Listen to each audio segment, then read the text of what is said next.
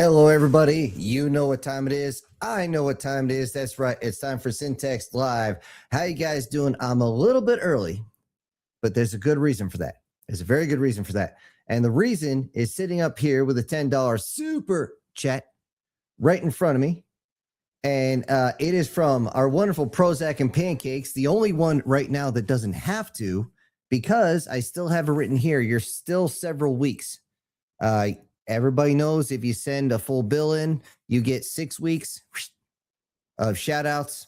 So you don't have to send in nothing else. That has been the rule ever since I started this. So, yep. You're not the only one who uses bad words, my friend. You are definitely not the only one. I hope you guys are doing extremely well. And I look around here and I wonder, how many assholes we got on this ship anyhow? Yo, I'm one of them. And also, I saw in the comment section, and yep, Skip is here again. Thank you for the green screen that is behind me. And hold up, wait a minute, something ain't right. Something is right, because we got, and of course I put my pen down. We got another $10 super chat from MTF Guard. Hold on, let me get this down. And he says, enjoy the clips of Buckaroo. I spent quite the amount. Really? Okay. I haven't even had a chance to go through them. They're downloaded. They're going to play tonight. So if there's anything messed up, I haven't touched them. I haven't adjusted them. And we also have a $5 super chat from the man, the myth, the legend, the Douglas Scarborough. And by the way, I got your photos, man. They'll be out tonight. Boy, your name, I thought my last name was hard to spell. You got me beat, man. Hands fucking down. So, yes, War Sniper, I did get the second email. Thank you very much. That helps out a lot. Wow, you guys are just rolling them in right now. A $10 super chat from Erica Jim. Someone who is so outrageous, but unfortunately I can't put that. Oh, wait, I can.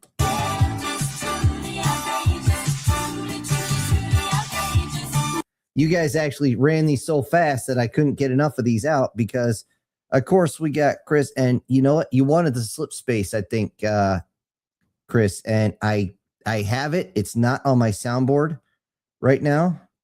So, well, what's a good one for you? Okay. It's a trap. Hopefully I'm not a trap.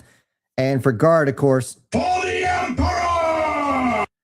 And Douglas, I don't know which one you wanted. I was going to get something from Sergeant Slaughter, but I couldn't find anything actually that I could understand what the hell he was saying. The audio quality on those is so shit. So Great Scott. It's crazy. But thank you guys so much for starting us off with a bang. And oh, shoot, I already took that one off. Did somebody say dynamite? I only got so many buttons, guys.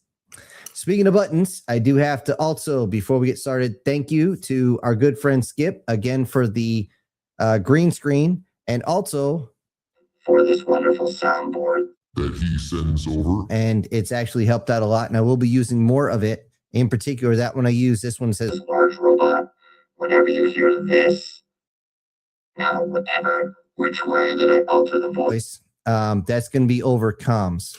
I'm just going to use that one. So, kind of jumped too far ahead. Let's start up. Reactor online. Sensors online. Weapons online. All systems nominal. Got to start with a soda because the whiskey, well, I don't want to get tanked too fast. All right, everybody. Thank you again for being here. And you know what? I knew it. I'm surrounded by assholes. But you guys is just the right type of assholes. Just like they said in, I forget which one of the Die Hard movies. All right. We're going to be jumping into Let's Make a Deal. And if you are looking directly at the screen right now, yes, this is the one that's coming out tonight. It is recorded. It's waiting for all the stuff that's coming here. So just to let you guys know, it is on its way. So there's that. Now, over the past week, pretty much this is all I've been working on. I've been trying to get time to work on something familiar. It's just been, as you guys know, life fucking happens. And hopefully when I'm going to take my notebook with me when I get my card worked on tomorrow. And holy Jesus. What is that? What the fuck is that? I'm looking at somebody who, and by the way, William, do you want me to use something else besides your full name? You're going to have to let me. No, it's not Windows 11. I don't think so. Anyways, don't worry about. I'm actually updating my I'm looking into upgrades right now, Will. So don't worry about it too much. And he's going to be your Huckleberry, by the way. And I'm sure you've heard that enough with the last name and everything. He says, what operating system are you using? Please don't say Windows 11. Now, the problem with Windows 11 is if you update your computer, a lot of you, it's going to force you to use Windows 11, which I didn't know this until I talked to one of my buddies who's an actual IT guy. And he was pissed. I mean, he was seriously, he doesn't want to use it. But every time he updates his computer, it immediately snaps over to that. I'm like, that's got to be just infuriating. He's like, yep. So before I fall too far down this rabbit hole, hold on, let's see if I got anything for nope, I don't have any rabbit hole stuff yet. But the slip space, by the way, you guys recommended it. I have it. It's just not on the soundboard yet. It's going in hopefully this week. Somebody mentioned on Let's Make a Deal that the elf girl should have carried a 22. You're right. You're absolutely right. For a very thin species like that, a 22 would have been just about perfect. Something that works, but doesn't actually give you too much of a kick. And Leonid's real quick. He's asking if Let's Make a Deal is isekai. Absolutely not. Absolutely not. The main character, the character you follow through most of it is actually well into his 80s. He just doesn't look it. And trust me, we're going to get into that shit later. Because science fiction is only science fiction for so long. Let's see. Somebody brought in, now this is for everybody who's writing, okay? Just remember, not every chapter of every single story has to be action-packed with something. Building up the character or characters, especially if you're not following one main character, if you're following a group, you need to know the characters. So make sure you do that. And that's the point where some of these, it's just them out shopping, just them out going to train, just them out going to do whatever they're going to do. Because again, they still have their own lives. And this in particular story is not a first-person view. This is a third-person view story. So there was a big question on that and on specifically why I had certain chapters where they weren't actually dungeon diving. And yes, that is just a weird way of putting it, where it's basically multiple different versions of the Stargate, but they're fixed to different planets, different locations. They could be different times for all you know, but it just goes to someplace different, but they're fixed. They don't move. They go from planet A to planet B. They don't go A, B to C to D to D to D to no. They can't dial it up. It doesn't work that way. So,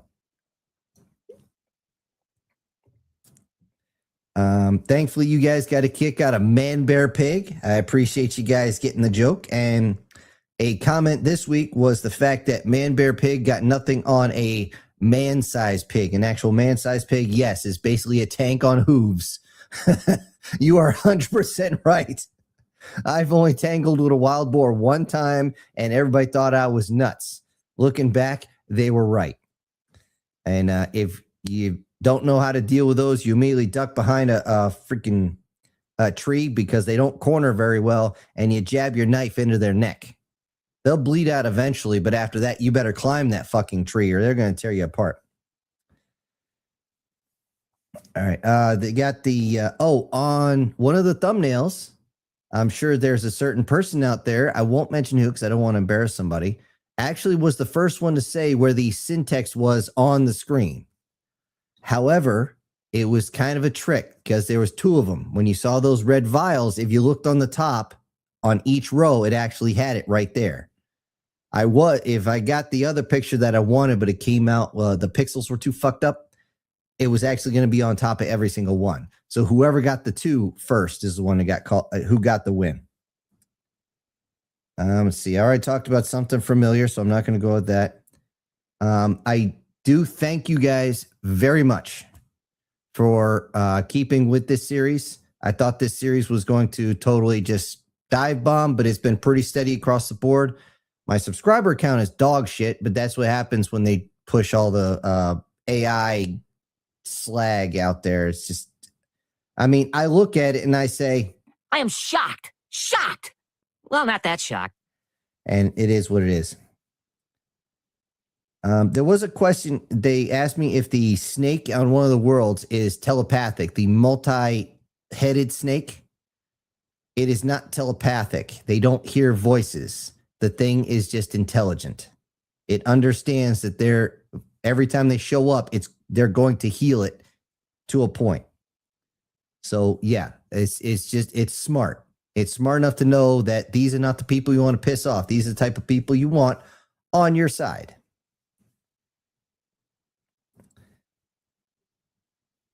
Oh yeah, the get your finger off the trigger. Yeah. Yep, that was a big one. I'm glad a bunch of you guys got that. For anybody who's not been in the service, that's a big thing. Every time they have their weapon, the very first thing is you look across, the very first one you see with their finger on the trigger or in the trigger well, you're screaming your damn head off. And my favorite one is this. I have them hold it straight up when I was a drill, or hell, even when I was just a regular NCO, I'd have them hold it straight up and you just hear one guy go, fuck. And you're waiting for that metallic click because you can't hide that. For the way you're holding it, you can just only maneuver your thumb and knock that sucker to put the safety back on.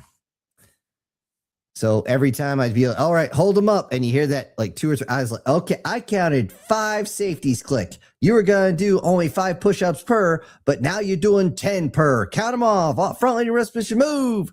And trust me, you learn quick. Because we do not need somebody getting shot on the range. It has almost happened right in front of me. But anybody who's been through, you know how it is. You guys know how it is. Now, somebody brought up this. Now, I've never actually seen this in, well, I shouldn't say haven't. In the majority of comics and stories, orcs are not good people, so to speak. They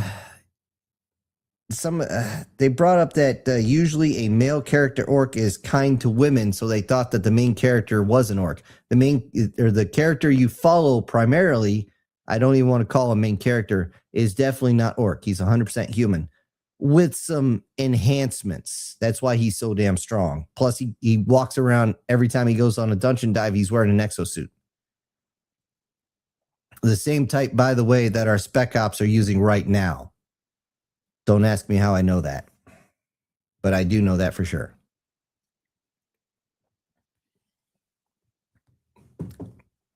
Okay, Chris, that is funny. Okay, I just saw that. Keep Samuel Jackson away from those motherfucking snakes off these motherfucking planes. Okay, yeah. You're right, man. You're right. Somebody else who sent in the comment section, and I'm guessing they were in a training. What training? I don't remember any training. That depends on if you're combat arms. As soon as I went to BSTB to be school's NCO, it's amazing how little training they actually got. And it's honestly annoyed the shit out of me being combat arms, but it's different units on that one. That's all I want to say. All right. There was some confusion on them in the story treating the different species, getting rid of the parasites, getting rid of all the stuff, and fixing different species. There's an additional one in this chapter, which I'm not going to go over because you guys know how I hate spoilers. However, understand that anti-parasitics work pretty much universally. They do on this planet, And just like other technology works on other worlds where magic doesn't, here you go. You just got to use it. And yeah, the thing is, you're talking about a snake that's probably 400 to 500 feet long at least. I mean, the thing is gargantuan. So they need a hell of a lot of drugs to pump into this thing. We're talking syringes bigger around than this bottle. I mean, just crazy. And probably holding about 10 times as much fluid. But since they, or I should say, oh, hold on. I said the magic word. But considering they, this thing's smart and it realizes that it feels a whole lot better. You know, it's, wrong button. They work with it. Anyways, I'm getting sidetracked. I'm going down the hole. Ah! Okay. The Willie's Jeep. Now I kind of wish I had that thumbnail up. Yes, I'm a huge fan of the old Willie's Jeep because you know what? The fucking thing worked. There's only a few things I would change about it, and I talked about it in there. Yes, a Willie's Jeep has shit suspension. It has no shocks. It has a couple of leaf springs, and somebody even brought that up. The thing will friggin' be horrid on your back, but you know what? It was fast. It was easy to maintain. It did the job. That's all you really need. You know, they're bringing back something to replace it now, an actual like Jeep style vehicle just to get men and equipment in and out of the battlefield real fast. That's all you need. It doesn't need to be covered in guns. But yeah, all you really need if you had a Willie's Jeep in this situation, upgrade the engine to the technology they're using in this story, which, by the way, again, we're going to get over how we're actually getting there finally. But you need wider tires because you're going to be dealing with a bit of muck and you need better suspension. Aside from that, maybe a little extra help with the frame, like another plate welded on. That's all you really need.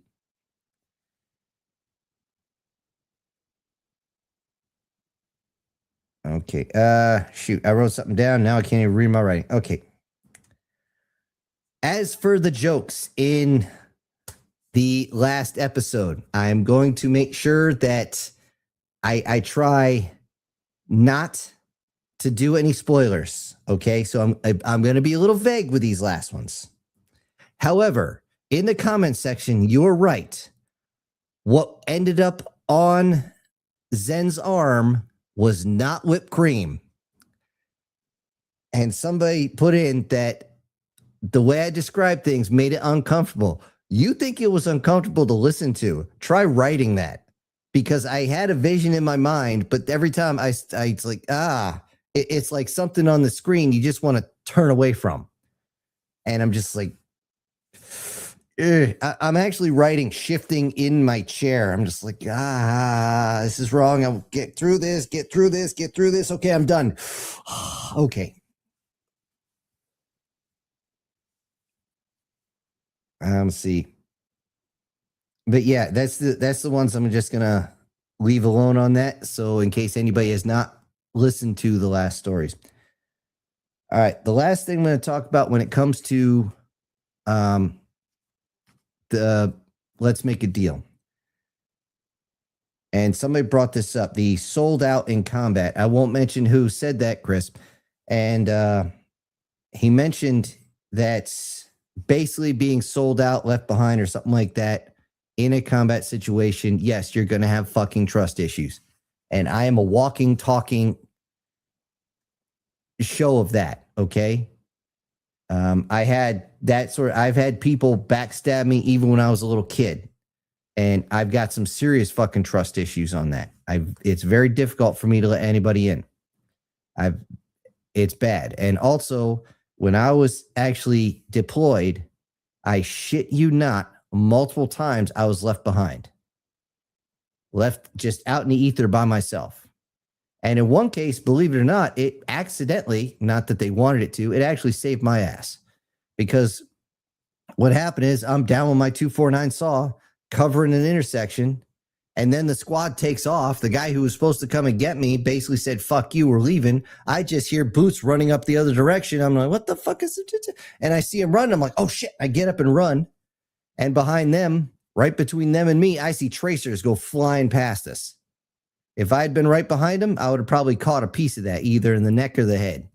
And those Kevlar helmets don't stop shit. It would have gone right through. And, well, you would have known what I was thinking because you'd been able to see it from the outside. And yes, morbid jokes, but they have to be. But yeah, I've been left out sometimes for 8-10 hours. People forgot I was there, just holding a position. Even in training exercise, it just happens.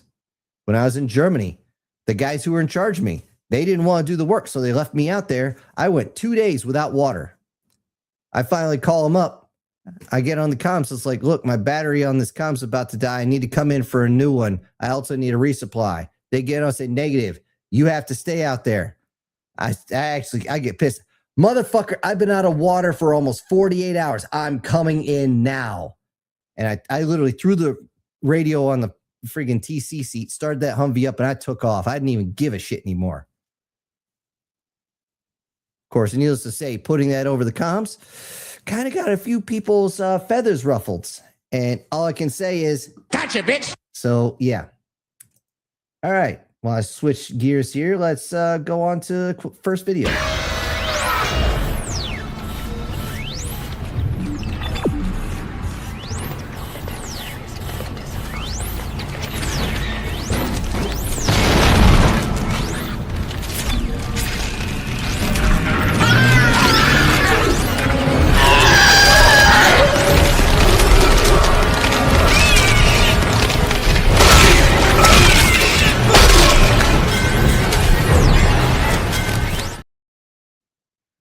You know, I'm going to have to get the Hellboy one on that right at the end.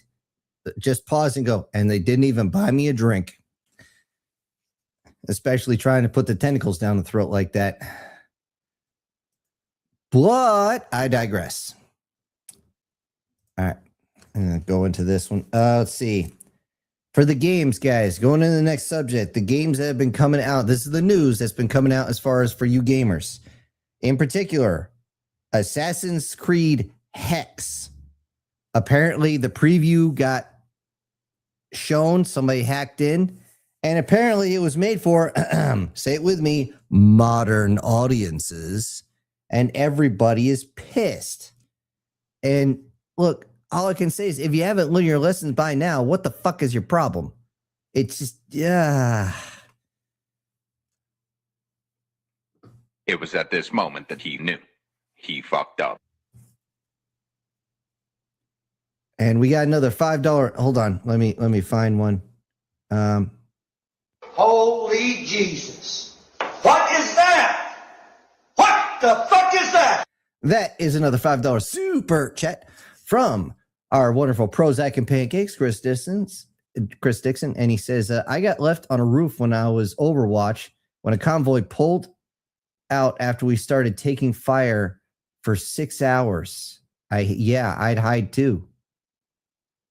And I guarantee they came back and the only thing you heard was oops, right? I got left in a friggin' farmer's field. Thankfully, the crops were still up and running over in Iraq. I don't know what the hell he's growing, some sort of grass. And I just laid there, not 6 hours. You got me beat on that one. But I got left behind there. And they just said, hold this position. And I just stayed there for, I have no idea how long. Just this little Eddie sticking my weapon through. Fun. Yeah. And by the way, I got your message on what happened over the weekend. So yeah, you're right. I can't say that what happened on here. This channel will get so fucking shut down. All right, continuing on the games, a game called Splitgate 2. Well, again, people looked at it and it was made for modern audiences. I should have his voice on here just so I could do that. And apparently everybody's having a goddamn meltdown because they paid so much money for this game and it looks terrible. It does. I'm looking at like, I wouldn't buy this. Why would I?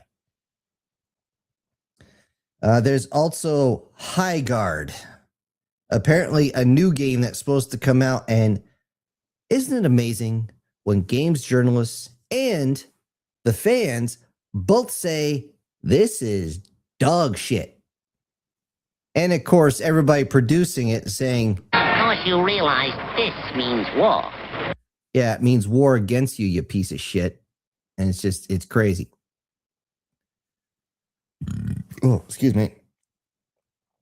But yeah, believe it or not, that's all there was when it comes to video game stuff. Apparently, the video game market is slowing down a lot, not just because Dispatch kicked everybody's ass, but for the fact that there's no money being made in it.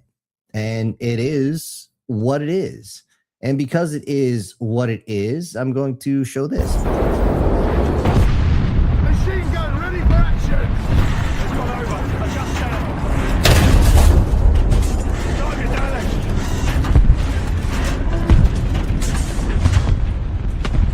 High explosive. Target damage.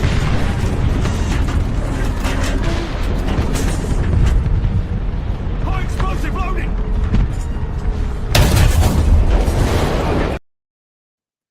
I don't know how you blew them up hitting them in the road wheels, but why not? Which, then again, maybe it's just a Chinese tank. The road wheel's going to fall off anyway. We can talk about that shit. Guys, it's hilariously bad. Holy fuck. You know I don't like talking politics, but wow. Just wow. If you know what tofu dread construction is, you're going to say this is exactly, yeah. Okay, on TV, the stuff coming out. Apparently, Stranger Things is in full damage control mode. Now, I didn't get a chance to see it. I just don't have time. I don't have the time to binge watch this stuff. I'm lucky I could spend time with my dad watching whatever the hell that Last Man Standing Tim Allen show. You know, it is what it is, and I've already seen that show years ago. Regardless. The Stranger Things is they did a Game of Thrones. They know they did it. Now they're just trying to cover their ass. And they're saying, oh, we should make a Stranger Things too. And everybody looks at that last season and goes, no. Just what? Hold on. Do I have the?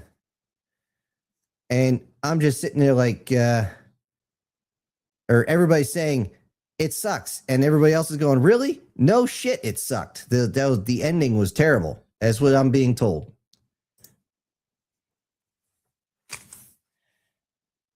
All right.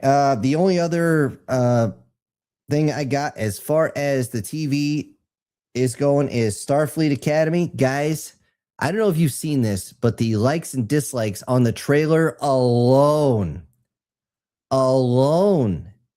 is more than a 10-to-1 dislike compared to likes. I'm not even kidding.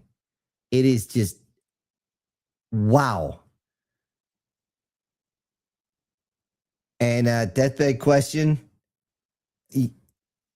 Okay, forget the soda. I'm going for the whiskey because you brought up that goddamn series. Oh shit.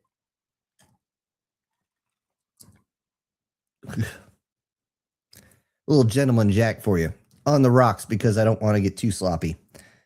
But yeah, if you guys don't, I'll go over that later. That's just gross.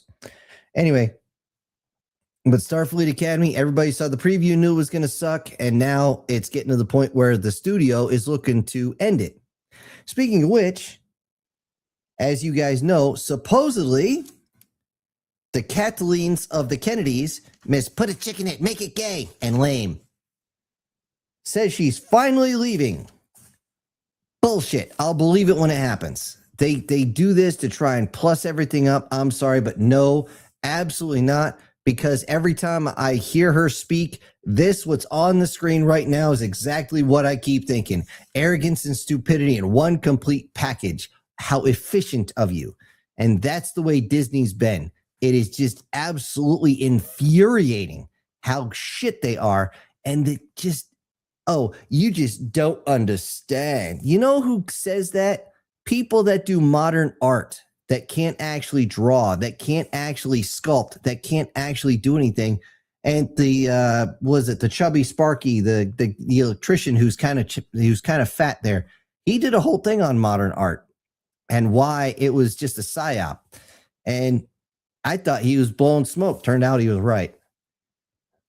Smart guy.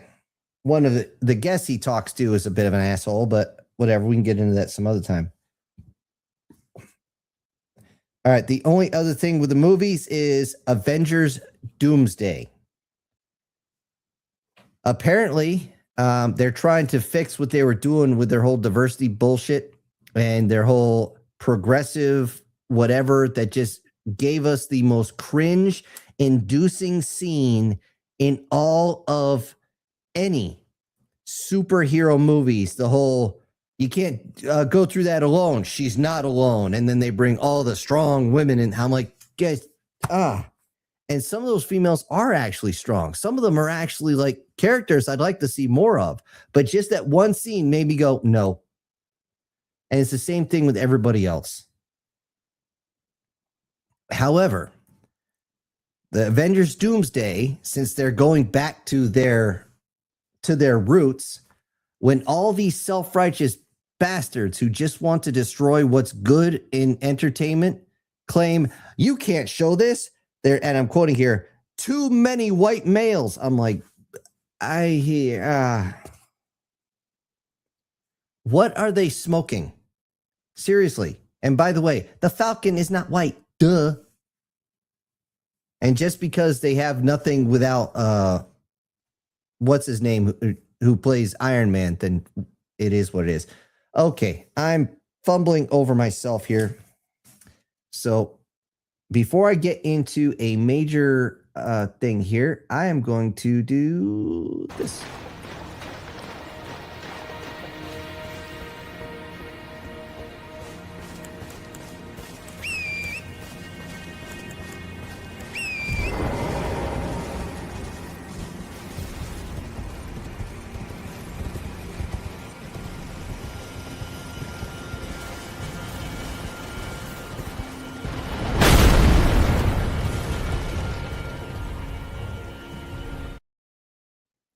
I'm going to have to get some Mr. Ed stuff for that one. Because, Wilbur, and all that other fun shit. All right. Now, I went to go get a screenshot of this device I'm about to talk about. And for some reason, I couldn't get it off the website. I don't know why. It was kind of weird. My computer was acting a little funny. I'm pretty sure I got it fixed out. However, this is what I want to talk about before. As we know, science fiction is only science fiction for so long. I've been talking about the 0-point energy since I started this channel. As it turns out, if you want an actual 0-point energy collection device, you go to ECAT, E-CAT, NGU. And they have actually, it's an Italian company, and they started building and selling 0-point generators. Now, most people don't know anything about them yet.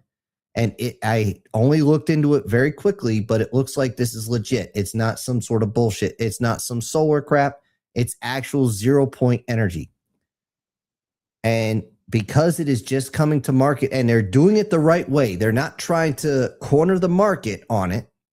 They're only trying to get this technology out, make a little bit of a name for themselves, get a little bit of notoriety. I mean, Edison and their family doesn't get money off of every single light bulb. These guys are not going to get any money off the patent or anything like that. They're just putting the technology out. They're doing it right. And how do you know that? They're still fucking breathing. There's certain companies around the world that would want this technology completely and totally gone, just gone, nowhere else but gone, motherfuckers. Why? Because it's going to cut into their profits. And you know what? Fuck them in the ass with a totem pole covered in barbed wire. You know what? Give it concertina wire so they actually feel it, because they're so used to stuff going up there. And it's just, if I had the extra cash and actually needed a generator, because I've already got one, but I got a gas powered one. If I actually need another generator, I would buy one, because yeah, it works. There's no extra moving parts, and the thing can run continuously for they say 11 years without maintenance. And after about that time, you need to send it in so they can take it apart and basically put or tighten everything down, almost like an alternator needs to be tightened.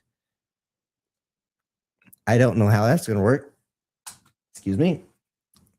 However, 0 Point Energy, it's finally fucking here. And perhaps, maybe, just maybe, we'll finally get what we need. And of course, as soon as I brought this up, I had people say, oh no, well, what's going to happen to all these people that fix the lines and do the telephone poles? I'm like, they're not going to disappear overnight. It's going to take another 20 to 30 years before this is fully integrated. Just like these damn phones. It took what? Cell phones first came out in like the 1980s. It took until like the early to mid 2000s before we actually got cell phones in common use. I mean, even when I joined the Army in 2002, cell phones were a rarity. Most folks didn't have them. The only people that had them at that time were NCOs, because it was the old flip phone. There was no internet or nothing on them. It was just a phone. Excuse me.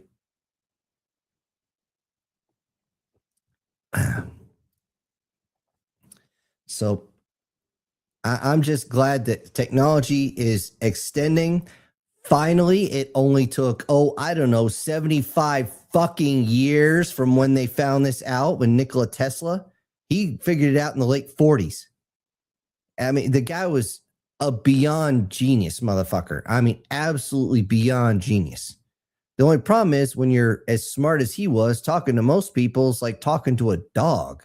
I mean, I hate to say it, but it's like the Sheldon character on Big Bang Theory. He's like, say you're a man or a woman walking around and everybody else is a dolphin. And then you find another human. And of course, that insulted everybody, but it is what it is. But, oh shit. I just realized what was on that. Hold on. Let me delete that. Wow. Okay. I'm amazed. I didn't spot that before. Holy shit. Okay. Hopefully that doesn't flag anything. It was actually aiming for this one. But, yeah. It is what it is. All right. Let me throw on one more video before we go into the chat.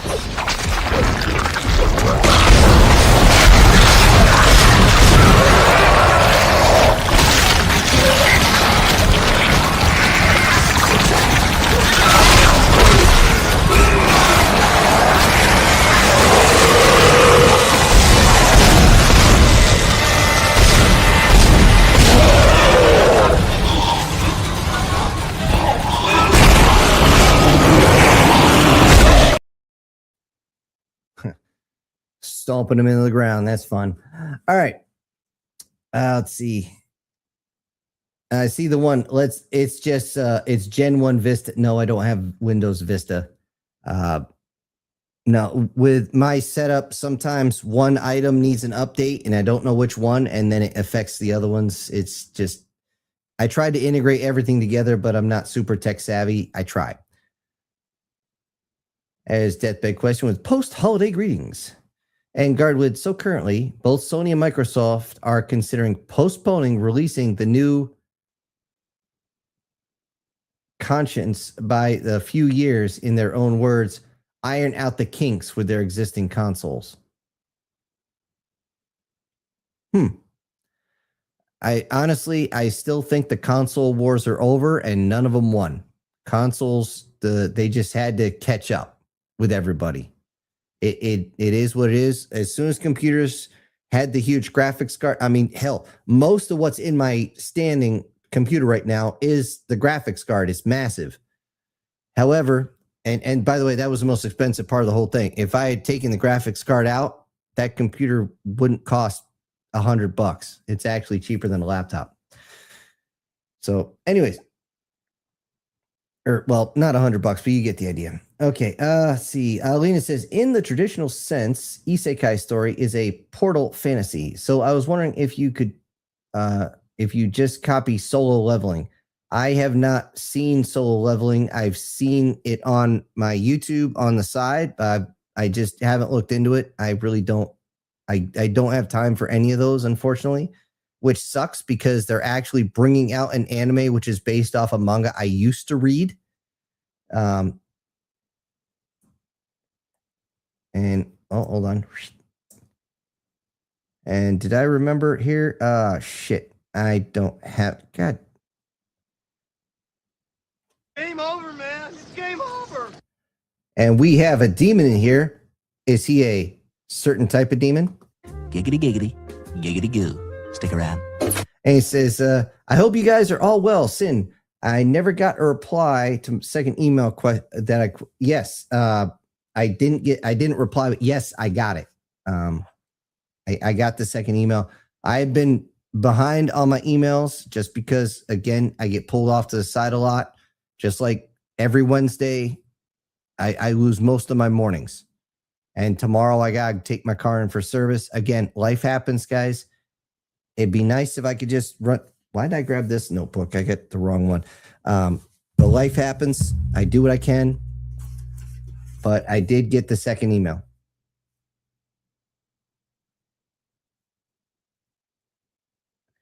And he says, I'm still working on Fleet Part 2 when I have time. Well, back to work. Bye, everybody. Sadly, I've got to go. Yes. Hey, take care at work, man. It is bad out today. I almost crashed my car twice today. No joke. It just black ice, guys. I am so paranoid about fucking black ice. And I almost slid the car off the road twice.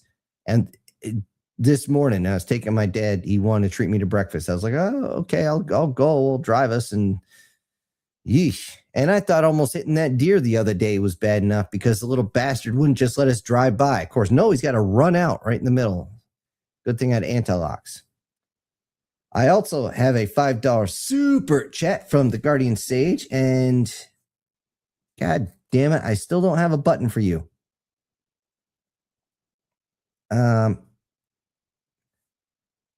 You know what? How many assholes we got on this ship anyhow? And that's a Guardian Sage for you. And he says, have you heard about the new David movie? It's not live action, but it's a family friendly and came out around Christmas. Yeah, actually, I heard really good things about it. I'm not going to see it myself. I have no interest and I have no children. So, but I have heard really good things about it. I have heard very, very good things about it. And they say actually knowing more than just the story of a slingshot that cracked somebody on the temple and caused a pulmonary or a subdermal hematoma where the blood went into his brain right next to his ear. So he lost balance, fell over, and eventually died, most likely in severe pain. Yeah, there's a lot more to the story. And yeah, I've heard a lot of good things about it. So, yep, gotta love it. Anyway, thank you guys, Demon and Guardian. And every time I find somebody sending stuff in, I don't have a button. All I'm doing is screaming, God damn it! So, yeah, I'm kind of slapping myself on that one. Anyway, let me scroll back up here so I can get back to where I was, somewhere around here. Crap. All right, I'll start right here. Wow. Okay. Sorry. This thing's jumping all over me, guys, and not in a fun way.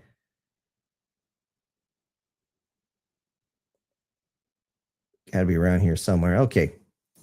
Doug says there was a pig in the Americas at one time in a distant past called the Hell Pig. Was it half pig, half bear, half man? Or half pig, half bear, or half man, half bear? I got Guard here and says, and when they say they mean they are literally taking full-blown advantage of the stock market for computer is going into oblivion because of their RAM graph. Oh God. Oh yeah. The processors, the microprocessors that are for some reason only made in Taiwan. Why the fuck don't we have our own factories? I mean, there should be at least one, if not two in Europe, at least one here in the US. What the hell? Why are we relying on one group that doesn't make any sense? It's just, as soon as you realize it's all made in one spot, I literally go to every single one of these so-called leaders and say, It was at this moment that he knew. He fucked up. Because guess what? If China shuts that shit down, we are in deep trouble. Let's see. Lego Fleet Battles is here. It says, good morning. It's 10:41 in Australia. Oi. You know, that's one of the places I wanted to go, and they almost sent my battalion, and then they're like, nah, we're just going to send the scouts because the scouts are cool. I'm like, the name is cool. I've talked to the scouts. They're pieces. they're assholes. The arrogance on that is what gets a lot of them messed up bad. And then they blame everybody else. And I'm sorry. No, you screw up. That's your own fault. If you're not going to learn from it. Doug says, I carry a scar on my chin from where a round cooked off and blew up on a piece of shrapnel. Took a chunk out of my chin. Ow. And if I had leaned back, I would not be here. Yeah. I got a scar right here. It's from when I was a little kid. Yeah,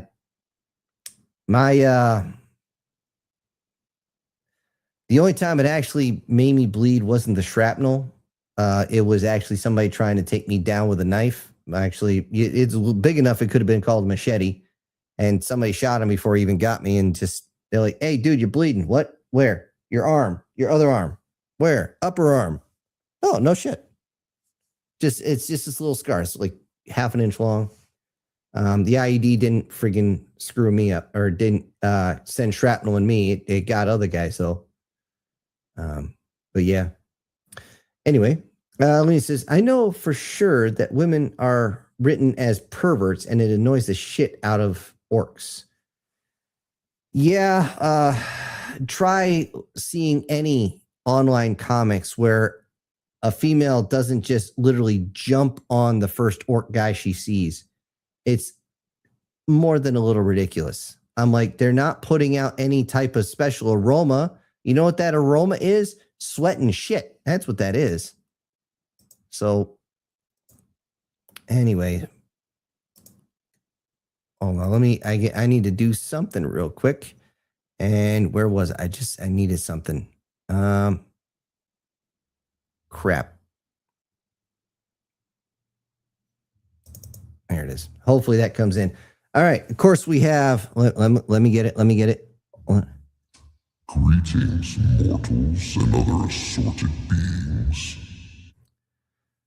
Chris saying, do anti-parasitics work on lawyers? Well, if it did, our legal system would be a lot cleaner, wouldn't it? And of course, Eric is saying, sadly, no. War Sniper says, so how many episodes till Let's Make a Deal ends? I thought you said last week 3 episodes. Now it's the 10th. Is at least, yeah, I know. Unfortunately, I screwed up when I said that. I had a certain twist in mind, and unfortunately, the setup is still going. There's still a lot of shit that, well, I shouldn't say a lot. However, at the end of this one, you're going to be sitting there going, and hopefully you guys enjoy it. And the weird thing is, I literally just pulled that. I was going to add it to the stage, but I just pulled it off to put something else on there. because I can only have so many images set up at once. But yes, you are right, War Sniper. Originally, it was going to be a lot shorter. And it's getting closer to the end, but I can't say how many because I can't shorten it and make it suck. I'm not going to do a Stranger Things or a Game of Thrones where I have a good series and then right at the end I make it suck moose nuts. I mean, no, I won't do that. It has to work. Erica says, "Oh yes, we prepared for redneck privateers here soon." Yeah. And Chris says, "Oh, hold on. What got me in trouble was bad words after my brother, and I saved the girl from being forced culturally enrichment. I beat the guy down with a pallet, and the cops didn't like my description of them. Yeah, and that falls into the same thing. And I wasn't even in Europe at the time when this happened, and I'm sure some of you probably heard about it." Where these guys, the whole unit was down in like Paris or something vacationing, and certain groups like to put this like 5 and dime little plastic jewelry on your shoulder, and when you flick it off, they say 20 euros. You just bought that. I said, no, you don't. I'm not paying you shit. And if you keep saying no, they say something in another language, and here comes all their buddies, and they try to basically strong arm rob you, and legally, they say, oh, no, we're just getting payment for something he purchased. Well, all the guy had to do when he was protecting his woman from these guys was to scream his unit's call or whatever it was. Next thing you know, there's a company's worth of very pissed off paratroopers going in and thinking, all right, let's do this. And there's an infamous video of one of these guys running up and just driving a haymaker right into some guy's face. And you can actually see his jaw disconnect sideways and a whole bunch of teeth just go out. I mean, you couldn't ask for a more perfect strike than that. But yeah, this, again, I try to stay away from the politics and stuff like that. But yeah,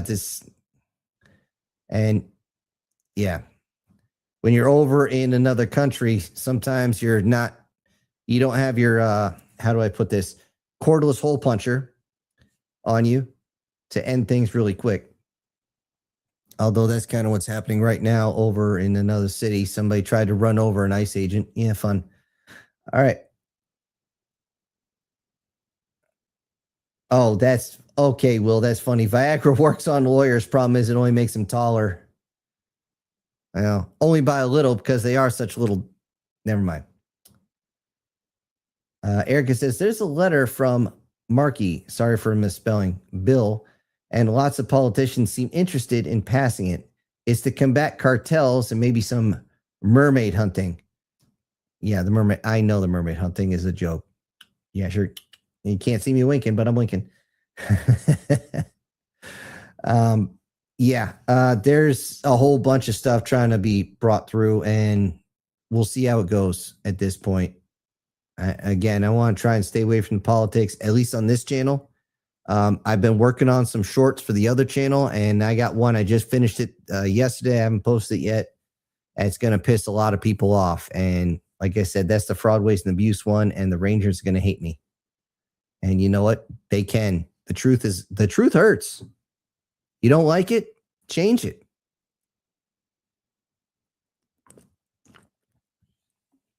All right. And yes, deathbed question. You're making me go after the whiskey again. Fuck you. Ugh. Morning Glory Milking Farm. Ugh. Just why?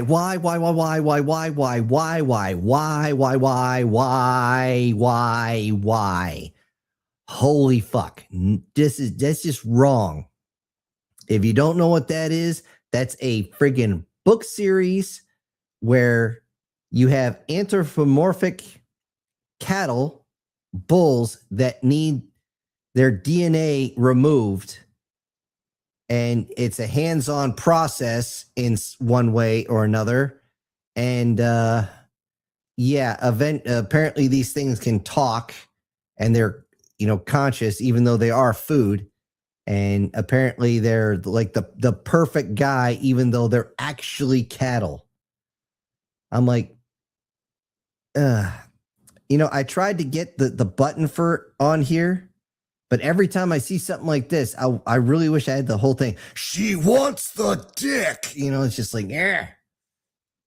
I'm pretty soon going to have to get the emotional damage one too, but whatever. Guard says, you want to know what sucks for Splitgate 2? Yes, I would. Is that everybody had to pay a buku amount of money to play the second one, but the first one was free since launch. Okay. And has better graphics and gameplay. And just to stick an even fatter middle finger up it wasn't made for modern audiences. It was just made for people to play a first-person shooter with portals. That's all in the first Split game was. And then this, Sweetiness Inc. of Babies, thank you for putting it that way so I don't have to say it, had to step in with the second one midway through development and hijack it. Before nobody had genders in the game, it was just different armor colors and sets. And then the second one came in, and then you had genders, including anonymous gender, that was removed after launch. Yeah, the crying babies of ink really screwed it over, and now the company's facing the music. Yeah, every single time that group is associated with any project, down the shitter it goes completely. And it's literally, what's on behind me? Congratulations, you played yourself. And it's just, people should know walking in, as soon as they see that title, It's a trap. and just walk the fuck out, because as soon as we see it, we say, You gotta be fucking kidding. And then, of course, everyone's screaming, God fucking damn it! and it is what it is. I'm just like, And then they're saying, our stuff is so good because it's so progressive, and I just got to do it. Oh, wait, you serious? Let me laugh even harder.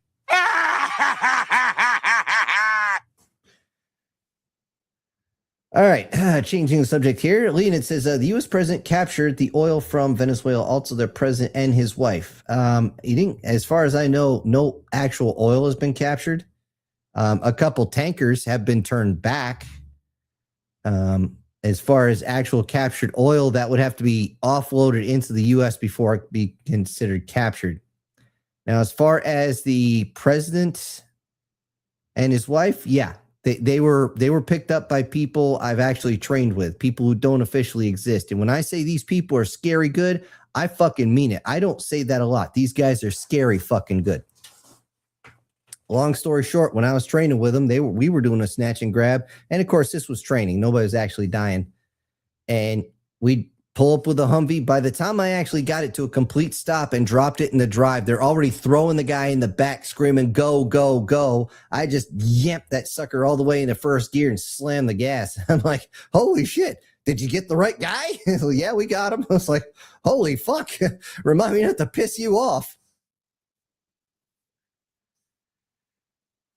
Erica says, I grew up with a black female Captain Marvel. She was my favorite Captain Marvel. I don't know this Captain Marvel. Guard says, I find it funny that capturing the president part, because now all the No King protesters are pretty much saying, let the dictator go. This is the same. I've been saying this since I heard that. These same liberal douchebags, first off, don't listen to the people who are from Venezuela who are actually celebrating in the fucking streets. And yeah, listen to them. Don't listen to the protesters, because these protesters are the same people who are screaming, let Barabbas go and crucify him. Okay, this is just the way it is. And this is why I don't want to get into politics on the show, because it pulls everybody away, and I'm watching the view count drop. I'm literally watching the numbers go down. So anyways, changing the subject, Guard says, the ending of Stranger Things was so terrible. The whole community is in denial and saying that there will be a secret 9th episode that will show that the ending we got for 8 was all fake. They could try. I know they're done filming. So it is what it is.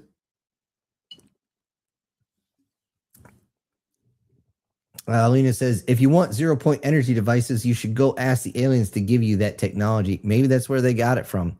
All I know is 0-point energy is not that hard to figure out. It never was. The only thing is it was hard to understand for most folks. I do know how to get, I just don't know which metals and ratios to use. Now, the kicker is, I don't know if you guys seen this. Hold on, let me get, oh shoot, I ran out of butts. Somebody actually broke down there's 9 different frequencies that your body needs. These, and you can actually find these. One is actually called the healing frequency. I think it's like 431 or 437 or something like that. And each of these have a different hertz range. If you take all of them and just go through each of them, and there's some sort of calculation you're supposed to hit them through numerology, which I think is mostly hokum, but it actually shows something. When you use the same sequence, math sequence on every single number, it literally goes 369, 369, 369 all the way. And again, Tesla said you want to understand the universe 3, 6, and 9. Again, motherfucking genius. And he spelled it out in a way that people like I could understand no problem. But again, he could just look at it and understand all the ratios and all the different materials you need. And there's no rare earth minerals that are needed. So yeah, that's going to help the planet a lot because we don't have to dig these huge fucking holes in the ground. And a lot of people are going to be just looking at us like, really? No shit? You don't have to destroy the planet to actually get this? No, you don't.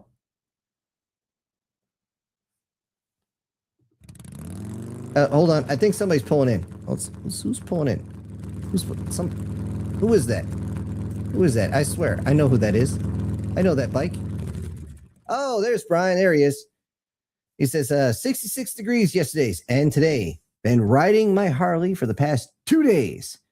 Enjoying Let's Make a Deal. Oh, you've been enjoying the Let's Make a Deal stories. Well, I'm glad you're enjoying it. Let me write this down so you get your shout out.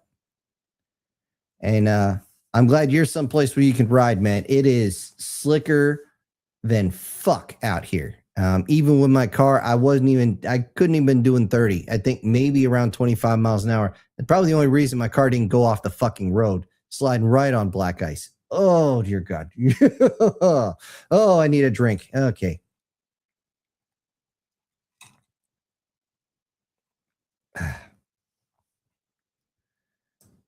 All right, let me check another one of these. Let's see.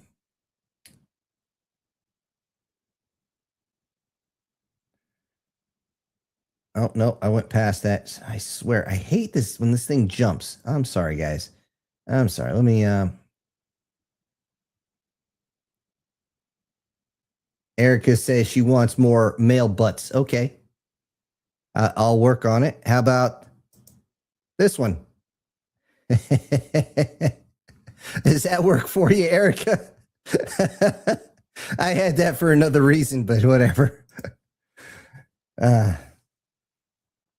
It says, Guard says, oh, hey, it's the clip that Golem almost skewered my ass. Ow! That I told you about last week. Okay, I don't think you want a Golem anywhere near your ass. That would be bad. Chris said, I think my iPad won the console war. Yeah, nowadays with all the games that have no ending.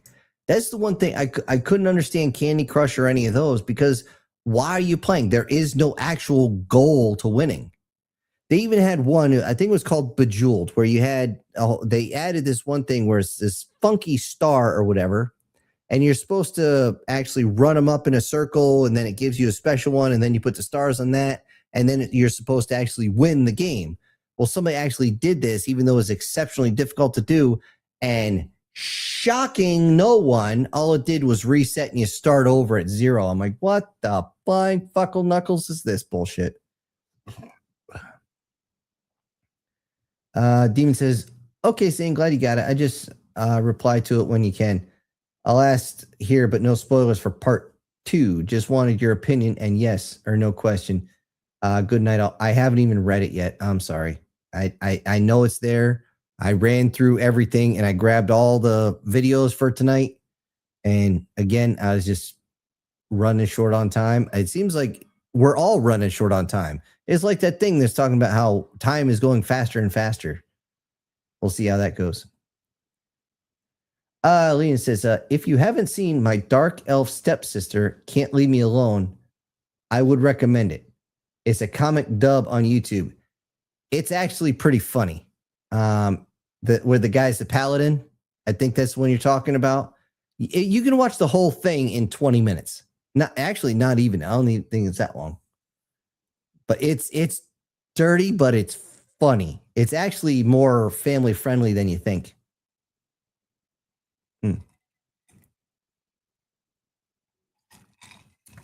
War Sniper out here saying, great. I hope my bullet points were not too big, Sin. You're good. He continues, I used some of the story like way to explain better. Yep. Okay. He also says, Sin, how many episodes will Let's Make It? Okay, yeah. I already read that one. He also said, okay, this one's new. Also, Sin, Cinderella is Cinderella of Goddesses of Victory. Nike. She is my dragon adopted daughter. I forgot to mention that in Nail, so write that down. Okay. Earning dragon. And you got Cinderella. I might, fair warning, I'm going to have to mispronounce the name simply because it will flag on YouTube. At this.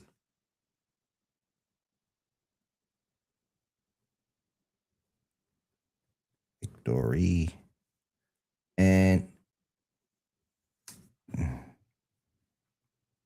adopted daughter. Got it. All right. Says I've been seething for like 2 days now because of one of my mangas. Yeah. When they actually do a solid adaptation to the manga, now one of these here that I noticed that they made one. Now I saw this years ago. I don't even know if they finished it, but it's the guy was isekai, well, reborn, not isekai. So basically, he's in heaven. At least that's the way I look at it. Anyways, he doesn't have the particular type of magic his father wants. He has a creation magic, and they send him off into the fucking boonies to live his life and preferably die out there. Well, he's going to end up, obviously, creation magic. If you can just build an entire house with working running water and sewage within like 2 seconds, well, then fuck me running. You're just going to be able to pop, pop, pop, pop, pop. And suddenly, not only can you build that, you're going to be basically doing Age of Empires, building the town center, building these houses, building your fields, building your castle, building your walls, your sentries, and all this other shit. I mean, holy shit. And I just hope they do it right, because if I remember correctly, that the anime the manga got really funny. That's why I hope they do it right. Just like the Revenge that we were talking about last week, the 99 to 99. Yeah, the review said they did it dirty. I didn't get a chance to see it. It looked like it started out right, but just I don't know. Okay, Guard says, I waited an entire month and a half for a chapter to release online, only to say that it was the last chapter. It was only the 17th chapter, and it left us on a cliffhanger. I hate when they do that. If you're going to have a cliffhanger, at least end the goddamn series.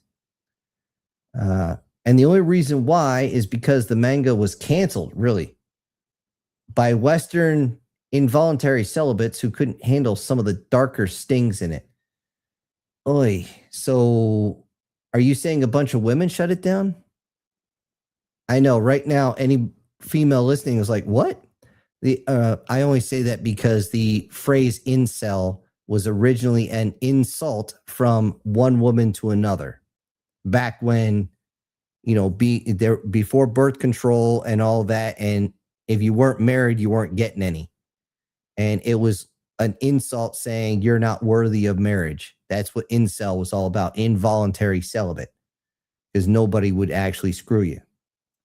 Nowadays, I laugh because you say that about a guy and you're like, that's not possible. You have a couple $100 in your pocket. You're not involuntary. You're willingly not purchasing a hooker. So yeah, take that. But I'm not saying you to stop using the phrase guard. I'm just talking the history of it.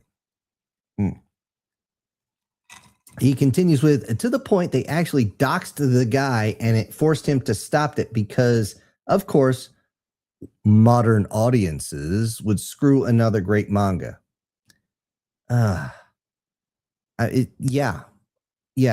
just, oy. I mean, hell, look how much was Reborn as a ruler of a intergalactic dynasty. I think it's something like that. Do you have any idea how much they chopped off that manga? The first these mangas are thick. Some of them are like 100 pages. They chopped at least 30 or 40 pages because it was too adult. Bull fucking shit. They should have just left it in and put a warning on it and called it good. You don't want your kid to watch it? Well, guess what? Kids nowadays can see all sorts of shit at the top, touch of a button, so I don't want to fucking hear it. All right, Guard says, we did have a factory in the U.S. that made those chips that tie wine crates, and then U.S. activists got shut down after they caused an accident that got the place lawsuited into oblivion. No shit. Well, that sucks. He continues, even though they were the ones who caused it by breaking and entering and smashing everything they saw. Yeah, shit. What's that movie with the rage virus? 28 days later. This is the hill you want to die on, making everything worse for everyone else. This is how you know somebody is just the wrong type of person to be around. If they want, instead of improving themselves, they want everybody to lower to their level and they will drag them down if necessary. You need to get the fuck away from that person as fast as you can. I didn't when I was young until I realized what was going on, and then I just stay away from those folks. But I have a big problem trusting people nowadays, and that was one of the things because they kept using me as a goddamn scapegoat. Chris says, for the record, I was completely happy not knowing about Milking Farm book series. Yes. Most of us are. Unfortunately, I had to actually look into this crap. There's a lot of stuff, guys, I've had to do research on, which I really, really, really didn't want to. And especially when I was doing commissioned work and they gave me a phrase or a term and I had to look it up. And then I'm like, oh, do I really want to do research on this? Oh, you're paying me over $1,000 for this, motherfucker. Ugh. And unfortunately for most of these, I want to say guys, but it was a pretty good split. They just wouldn't pay you for it. Oh, just send it to me. I'll send you a check later. Bullshit. That's not how this works. Okay, Lena says there's a new dark fantasy anime released in 2026 called Sentenced to be a Hero. It looks to be really good because they are removing the censorship. Oh, cool. I hope so. You know what they need to remove the censorship on? Dragon's Balls. They really need to do that. They need to redo the audio, remove the censorship so that we hear Vegeta fucking cursing up a motherfucking storm because the guy almost knows how to speak infantry. He curses so much. It's just crazy. And Erica, yes, you are right. The Milk Farm books are exactly that. They are, no joke. And every time I see a review, I don't even want to read it. It's disgusting because they'll start going into detail. We don't want to hear it. We don't. It's messed up. War Sniper, of course, saying the moment you say drop, the moment you say and drop from YouTube, it crashed. Sometimes this thing drives me crazy. Chris says Stranger Things really did their best Game of Thrones impression. Yep. Or impersonation. Yep, exactly. There's Lena. I think I would like to see Jason Momoa in the new role as Lobo. Oh, I think he would do good as Lobo. I really do. Oh, that would be good. Oh, fuck. Urgh. They need to do that. They need to do that. He's going to be the main man. Oh, God. Dude, Lena, that's genius. That is fucking genius. Oh, man, that'd be so great. Oh, man. And on that note, I'm going to throw in another video here.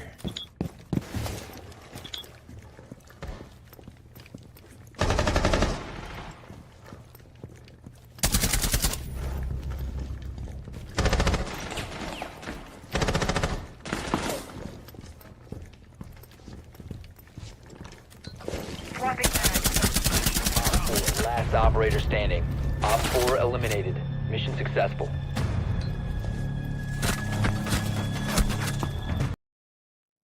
I think that was on last week. Man, I still have some of last week's mixed in here because I didn't want to run out. But yeah, that's a genius idea. Universal needs to pick that up like now. Gar says the funny part of that wasn't creators' choice to do the Game of Thrones like ending Stranger Things. It was all Netflix's fault. Yes, it was, for cutting the deadline by 2 years. Yes, abso-motherfucking-lutely. Every single time a network gets involved in creating something, it goes to shit. Look at the Mandalorian, whatever the fuck you want to call them. It was doing really well. They actually stayed away because they thought it was going to crash and burn. And when it did extremely well, what happened? And here, it's a trap. Because here comes Little Miss, put a chick in it, make her gay, got in there, and she didn't like, what's her name? Like Ronda Rousey or whoever it was who was playing the badass chick because the badass chick wouldn't play ball. And then, of course, that got him sued. Gotcha, bitch. And it's just like, what the fuck? And then she goes in and just changes everything. And the worst part is they destroyed the Ahsoka character. You guys have heard me mention it enough. So on that note, Screw you guys, I'm going home. Or I'm going to keep going on this. This is Erica says, she's the girlfriend of the OG. The Black Captain Marvel. She's the girlfriend of the OG Captain Marvel that got killed off and he transferred his power. Okay. Oh, you're the thing is when you say Captain Marvel, you got to be careful and specify which one. You're talking about Shazam. They changed him from Captain Marvel to Shazam for that reason. Gart says, yeah, it turns out we were supposed to get season 5 either next year or the year after. Hold on, let me get here. But Netflix was hell-bent on getting it done and over with that, and they rushed it by 2 years. You cannot rush a goddamn story. It turns out like crap. Ugh. Says, not gonna lie, Jason Momoa would pull off a perfect Lobo. Yes, he would. He has the perfect attitude for it. He's built for it. He just, and I think having him on the flying motorcycle will be great. And he just has to change his voice a little bit to a little gravelly and keep calling himself the main man and call it good. And then have the warrior queen all over him because that's kind of what happened with Lobo. This is the only person he fears is the warrior queen because she just wants to get on and you know, over and over and over again on top of the main man. She just loves him. But I think they pulled that out of the comics the past like 10 years. Anyway, let me wet my whistle with a little bit of Jack Daniels here. Guard says it's been in excuse me, it's been in the 50s over here where I'm at for 2 days straight. Haven't checked the weather for next week, but I heard it's supposed to be good. Not where I am. For the next I think 9 days, or was it 8, 9, maybe 10 days, it's supposed to be warm here, then it's going to get cold again. We were actually looking into tapping our trees for maple syrup, which, by the way, is going to make it very difficult to write, guys, because I'm going to be very busy at that. You think I'm busy now? It's a little ridiculous because you can't leave that fire. Once it starts, you got to be there tending it because that shit starts to burn. And if you're not there, well, you're fucked. All that work just goes away. So anyways, it's within, I think they said next Friday is going to be the last warm day, and then it's going to get really cold again.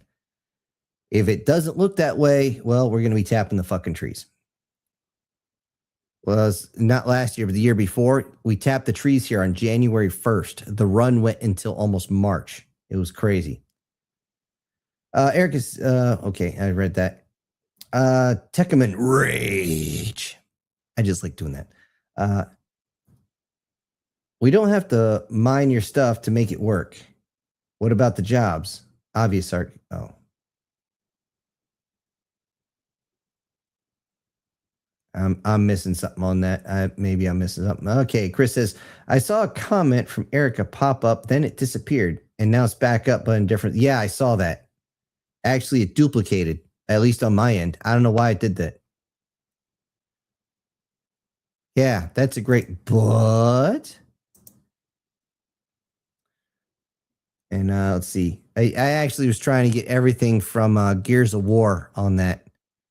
Not this one. This is 40K. Everybody knows that Sisters of Battle. Somebody altered that one, and there's a more not YouTube friendly one I could put on there, but I won't. I see. Leon says, I think I've heard that healing frequencies are generated by the person, not the technology, and the person who needs to be healed has to agree to be healed by those frequencies. That is how the shamans used to use it before we had technology. Yes. And that is why when you meditate, you literally go, and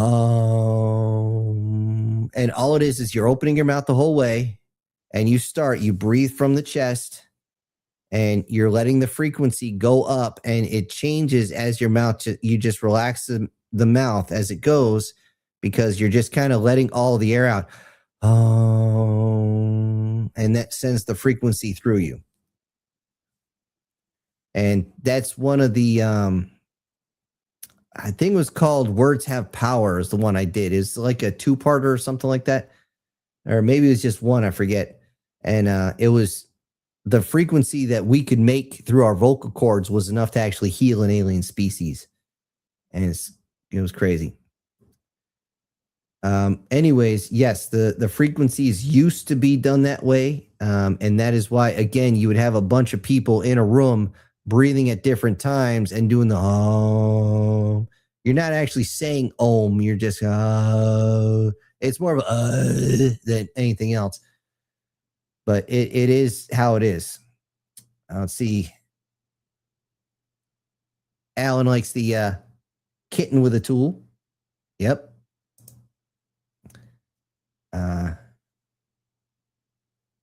Let's see. Erica says, so cute. Thank you. I'd still be asking to pet the fanny kitten. You know full well the jokes. Yeah. And by the way, there's another reference going on in Let's Make a Deal, especially with the orcs. But I don't think you guys are going to get it. We'll see. Remind me next live stream if I'm done with the series, which I hopefully should be, and I'll let you know what it was. And it hurts me because I want to say it, but I don't do the spoilers. Garth says, so in short, with the lady who got popped by ICE this afternoon, the mayor of the town, Tampon Tim, are pretty much declaring civil war because Tim is activating National Guards against them. Okay, I haven't heard anything confirmed about the National Guard, so I'm going to leave that one alone. All I know is eventually somebody was going to get hurt. And it is what it is. Okay. You want to push up against people who are armed like that. Eventually somebody's going to get shot. And it's a shame that somebody is no longer breathing. It sucks, but there's nothing I can do about it. Okay, Lena says, the comic has 4 parts released and each of them is 25 minutes. Okay, good to know. Wait a minute, did I write you down? Yeah, I did. Wait a minute, wait a minute. Well, did you send 2?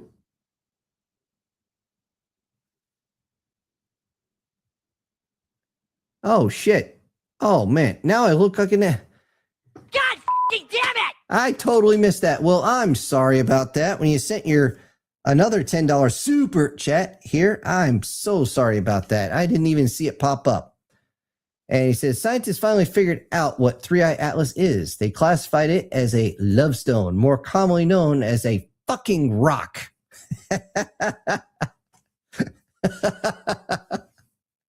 Oh, shit, that's funny. Oh, man, that's funny. That is just funny. That's really good. I heard that joke before, but I just needed to laugh. That was pretty good. Oh, man. And once again, I'm sorry about that. And don't forget, if you have a specific image you want me to use during your shout outs, send it via email downstairs. The email is in the down there by my, anyways.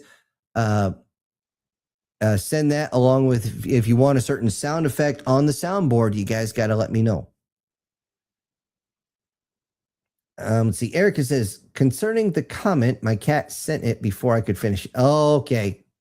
See, I'm not much of a cat person anymore. As far as I'm concerned, cats belong outside catching rats. Guard says, so, in short, stuff is about to hit the fan in Minnesota, even more than it already was, because some lady grew up here and decided to park her car in the middle of the road and was refusing to move it. Yep. I'm getting bits and pieces, but I have barely seen any of the news all day.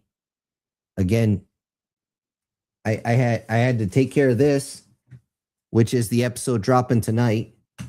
So, that went there, and most of my morning was already cooked. So yeah, it's just a typical Wednesday for me. Okay, what the fuck? Okay, just a notice. Okay, Lena says, okay. It could be a love rock during Valentine's Day. Love stone or a lodestone.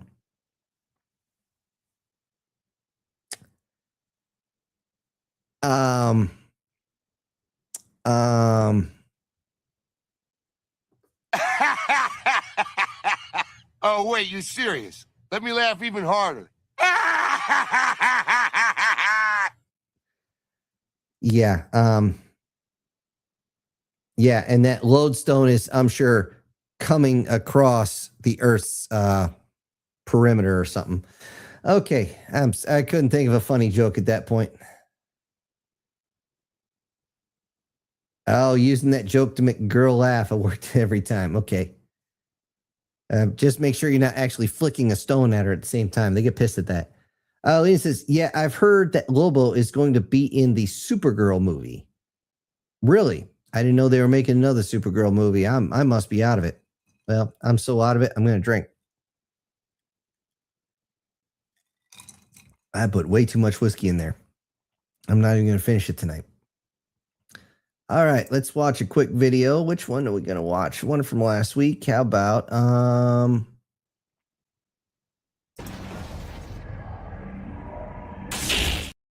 not that one.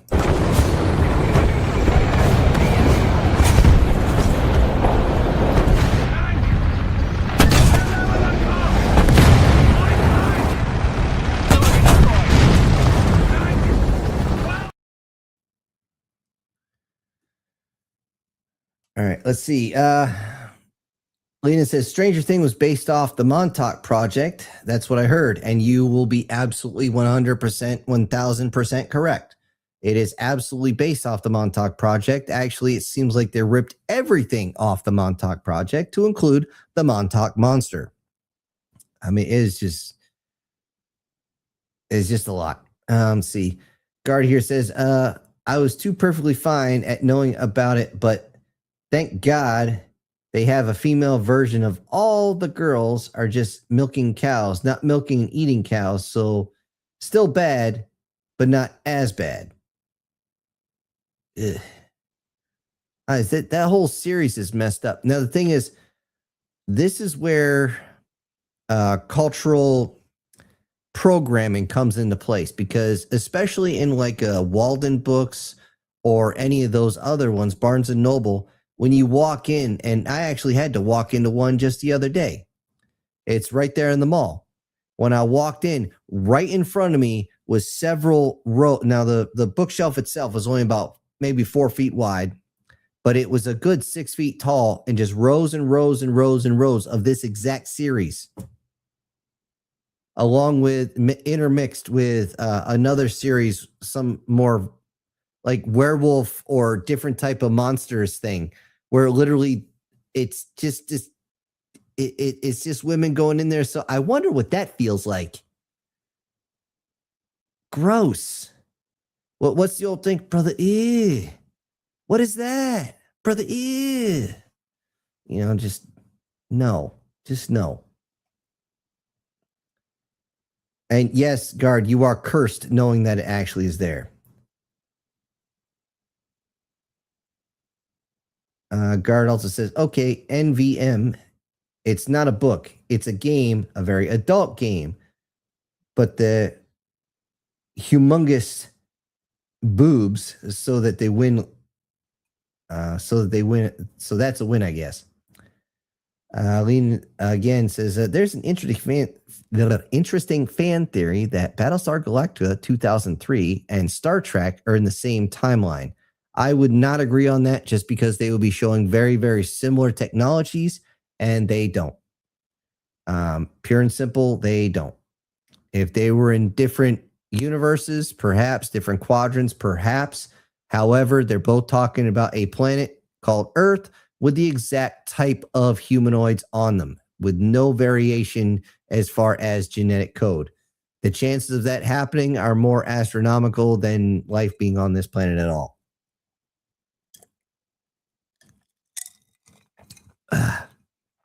So,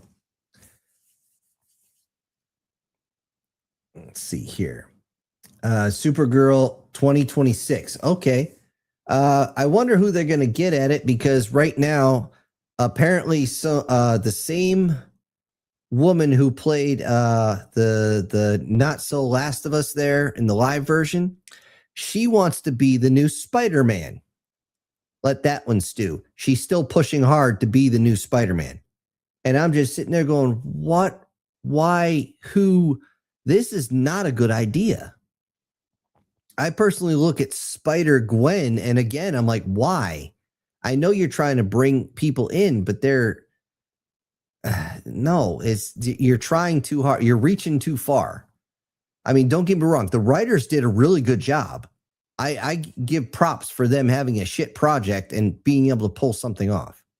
But they're trying to do lightning in a bottle again. They got lightning in a bottle with the original Spider-Man. When they did Miles Morales, again, I will give them very much credit. They did a very good job. But now that they're trying to mix in those two plus Spider-Gwen, a character who's supposed to be fucking dead, you're reaching, guys. You are reaching so far. Had they brought in a totally different character, female or male, doesn't fucking matter. But if they brought in anybody but her, it would have worked. But then again, these companies, I swear, arrogance and stupidity. They're just wow. Just wow. And it's the same thing with all the job markets that's out there. And hell, even my dad, who's a baby boomer, is saying he doesn't know how people can even afford shit in this market anymore. It's just crazy. Lena's over here saying maybe creating orcs were a mistake because everybody just copies Tolkien. I don't. I actually specifically don't copy Tolkien's work. For that reason. Lenin also says, I don't think that magic is the same as technology. It's supposed to be different. In my work, it absolutely is different. I actually had that. Did I not explain that one well enough? That's why the main character there, he was trying to explain the magic stones, why they still use them and why they drain, because they can't stay magic in Earth's atmosphere. It doesn't work. They can't recharge at all. Once you drain them, it's just a rock. But technology, because it's universal, technology is everywhere. You can bring technology anywhere, even into quite literally hell. I mean, truthfully, I thought about bringing in Doom Guy at one point, just going into the hell zone or walking out, dragging his own kill by the tail, this like 5 or 6 ton behemoth of a creature. And then I was like, you know what? Too much on the nose. Too much on the nose. Far too much.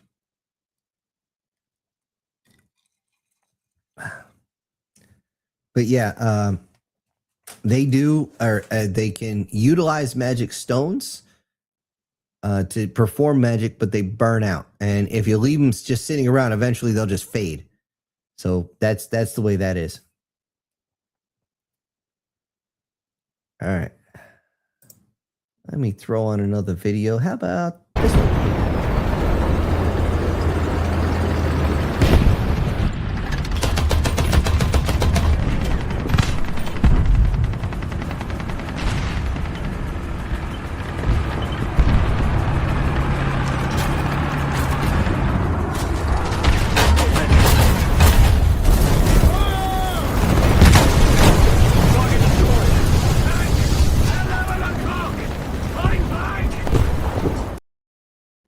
All right, just looking at the comments here, and this is something, if you guys are starting to create your own story, this is another thing you have to work out. Every single species, you have to decide their look, their culture, their own society, which is pretty much the same thing, what area they work in, all of it, everything, down to no shit. And I'm sure you guys notice, I'm using this more often, is do they have a mating cycle / breeding season? Do they go into rut?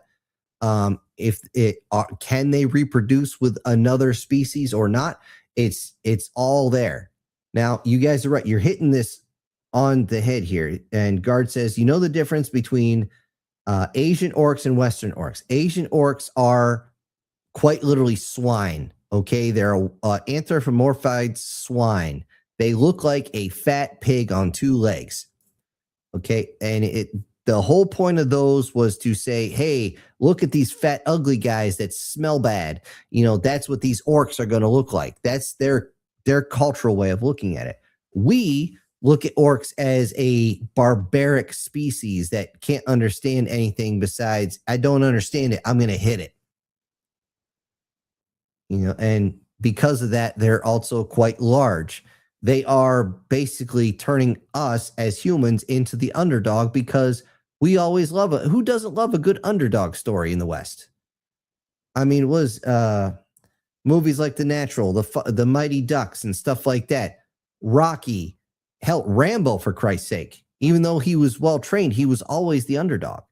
We like good underdog stories, and making something just stronger, faster, better than us that we have to overcome. That's why the orcs are the way they are.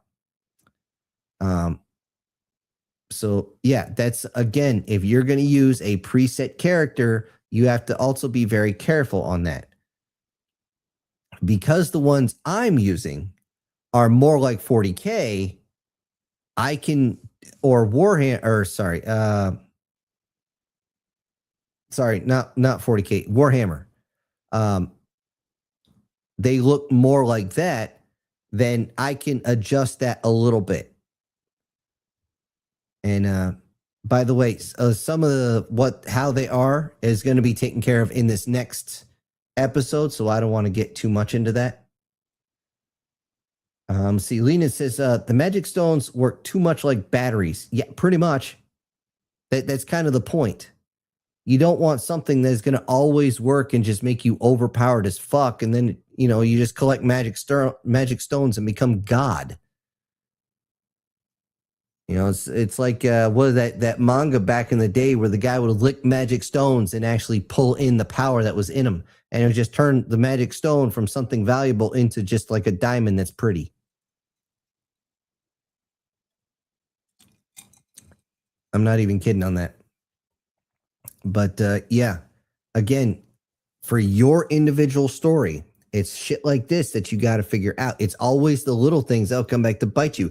And thankfully, I got wonderful folks like you who tell me where I fuck up so I can fix it. Or, hey, this doesn't make sense. And I try to explain it in the next episode or 2 episodes later. You know, everybody, just about everybody here who said, hey, what about, you know, this doesn't make sense. And you'll find out later exactly. And I've actually rewritten entire chapters, as in they were written, narrated, ready to be posted. And I said, well, fuck me, run. And I screwed that up and I redid the entire thing. One of them, I kid you not, I finished it about 5 minutes before midnight to get it to drop at the right time. And oof, that was not a fun afternoon and evening, I'll tell you that much. See, Guard says, hey, you know that artists for 40K art, they really do love their Sisters of Battle, and he gets it accurate for their relationship with Guardsmen. Yeah, that's actually there's another one that goes with this one. However, I couldn't use it because she's quite literally bare ass, and she's like, "Can I help you, Guardsman?" And it was this. And when I was looking through 40K Sisters of Battle, this is the tamest shit I could find. Believe it or not, this is that. Everything else was just like, holy crap. Could you at least give her some britches? You know, I'd take bloomers. Okay, something. Let's see. Lena says, I know that elves and humans are supposed to have similar genetics because of fantasy have half elves. Now, that depends on which fantasy you go into. The original, like Tolstoy and stuff like that, they could not interbreed. And actually, this is anime starting to pick this up a lot. They say that, oh, these elves are captured, usually it's female elves, and they're trained as like maids / guardians throughout several generations of humans because they don't age. They just keep getting better at their job. But they've been separated from elf culture so long that they can't go back. However, you can screw the crap out of them and they don't have kids. Which is why one of the reasons why they always have female elves. Which is why in one particular story, if they couldn't get pregnant, there was kind of I think it was on The Stray, where there was a mating pit of all the guys going through rut. Yeah, that was kind of a joke on that same situation. Now, again, it depends on which fantasy you have. The original ones, elves could not reproduce. However, they're close enough in physicality where they're just beautiful to look at by the human eyes. However, according to elves, we are too furry, very furry.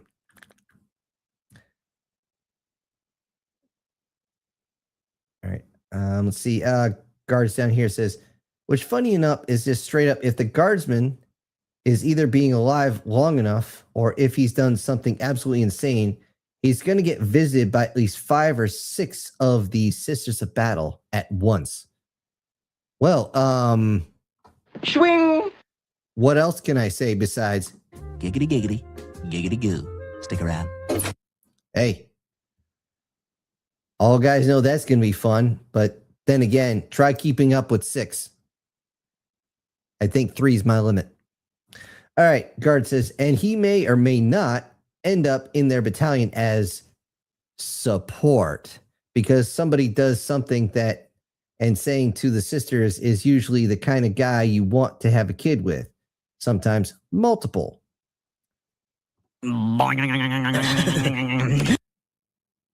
is yeah, fun. And the thing is, I'm glad you're telling me all this because, again, I'm not a huge 40K guy. Okay. I appreciate when you let me know these little tidbits here. I don't need a full breakdown, of course, of every single little thing because we'd be here until next month and you wouldn't even be halfway done with all the stuff that's in there. The only thing that's got more lore than 40K is Battletech. And I am still a novice when it comes to that. Unless you want to go watch, he actually goes by Big Red 40K. And he does Battletech all the time. The guy knows it all. I mean, he is just a Battletech encyclopedia. And even he'll tell you it's just so much. It's hard to keep track of. Anyway, thanks for letting me know on that one. And maybe we'll get ourselves our own Sisters of Battle one day. Guardian says, the theory that Battlestar Galactica remake exists in the same universe as Star Trek is interesting, especially since the remake is supposed to have taken place thousands of years ago and Star Trek is hundreds of years in the future. Well, I mean, it would work if there wasn't one issue with that. And the issue is the only major war that the so-called Federation actually had before it formed into the major conglomerate that it is was the genetics war, some shit like that, purity war, whatever the hell they call it, where basically you had Space Hitler. And that's who Khan was. And it almost did bring them to their knees. But what it did do is cause them all to realize that they needed to mix genetics. And me personally, this whole thing about half-breed Vulcan, half-breed Ferengi, half-breed, name your species, all over the place because magically human swimmers can impregnate everybody is got to be one of the biggest lines of bullshit they've got going. Sorry, I need another drink, and I'm starting to feel this, so.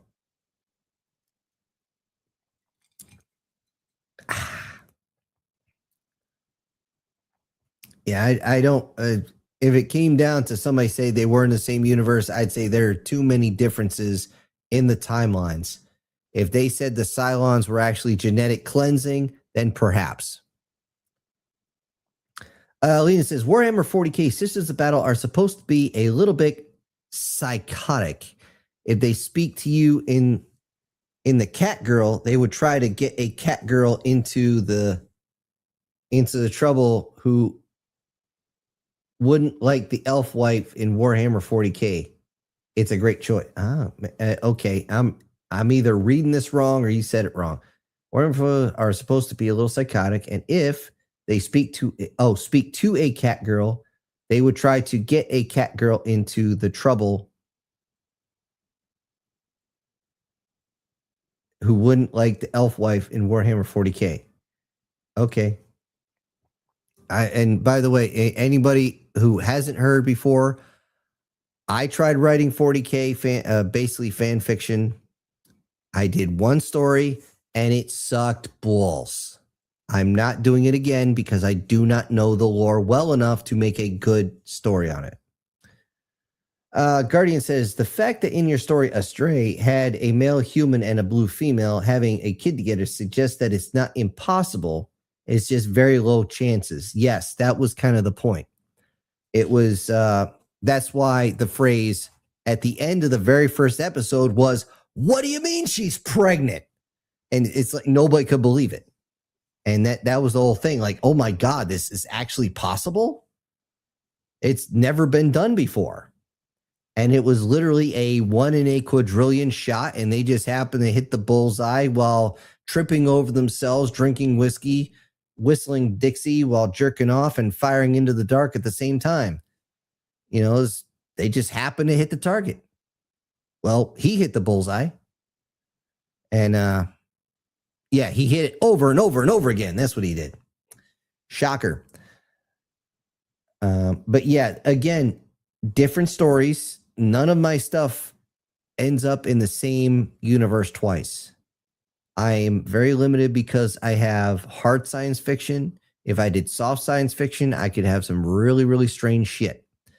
Not get me wrong, I got some strange shit. However, I try to keep it as close as possible. And that's where you guys, when you build your story, you need to figure out exactly where the tech level is, where each different tech level for each different species is, because that's going to make a huge difference. And of course, who's bigger, who's smaller, who's this, who's that.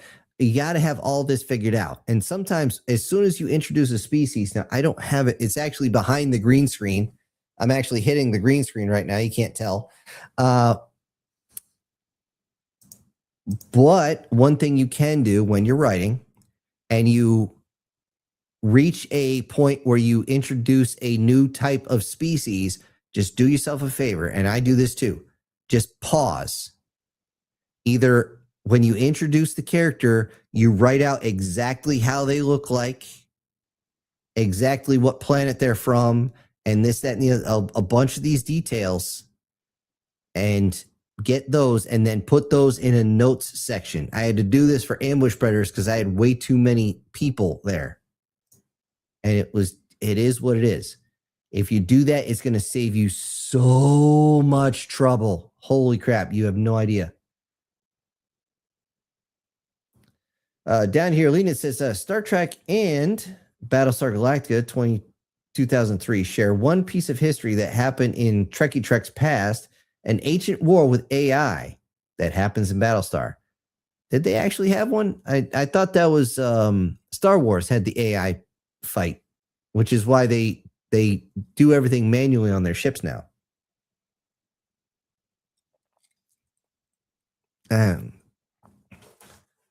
Well, it is what it is on that. See, Lena says, look up some Warhammer 40K comic dubs. They're really interesting. I did. I did for the original story that I did, or I should say, hold on. But I was trying to get the story out. I had a general idea what I wanted to do, so I didn't spend a day and a half going through it. Again, there's so much lore when it comes to 40K.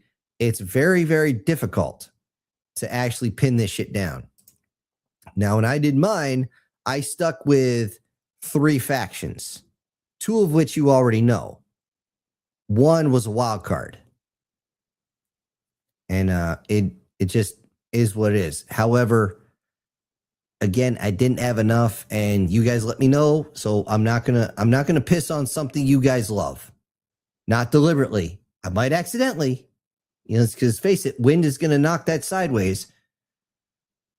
But still, yeah, I'm not gonna sit here and ruin what you guys enjoy. I refuse to do it because I've had people do that to me, and it sets me up for failure. And no. Let's see. Guard says here, there's a guy I watched that does audiobooks for 40K. Okay, if I was still driving a lot, I would really look up audiobooks. I enjoy a bunch of audiobooks. I do.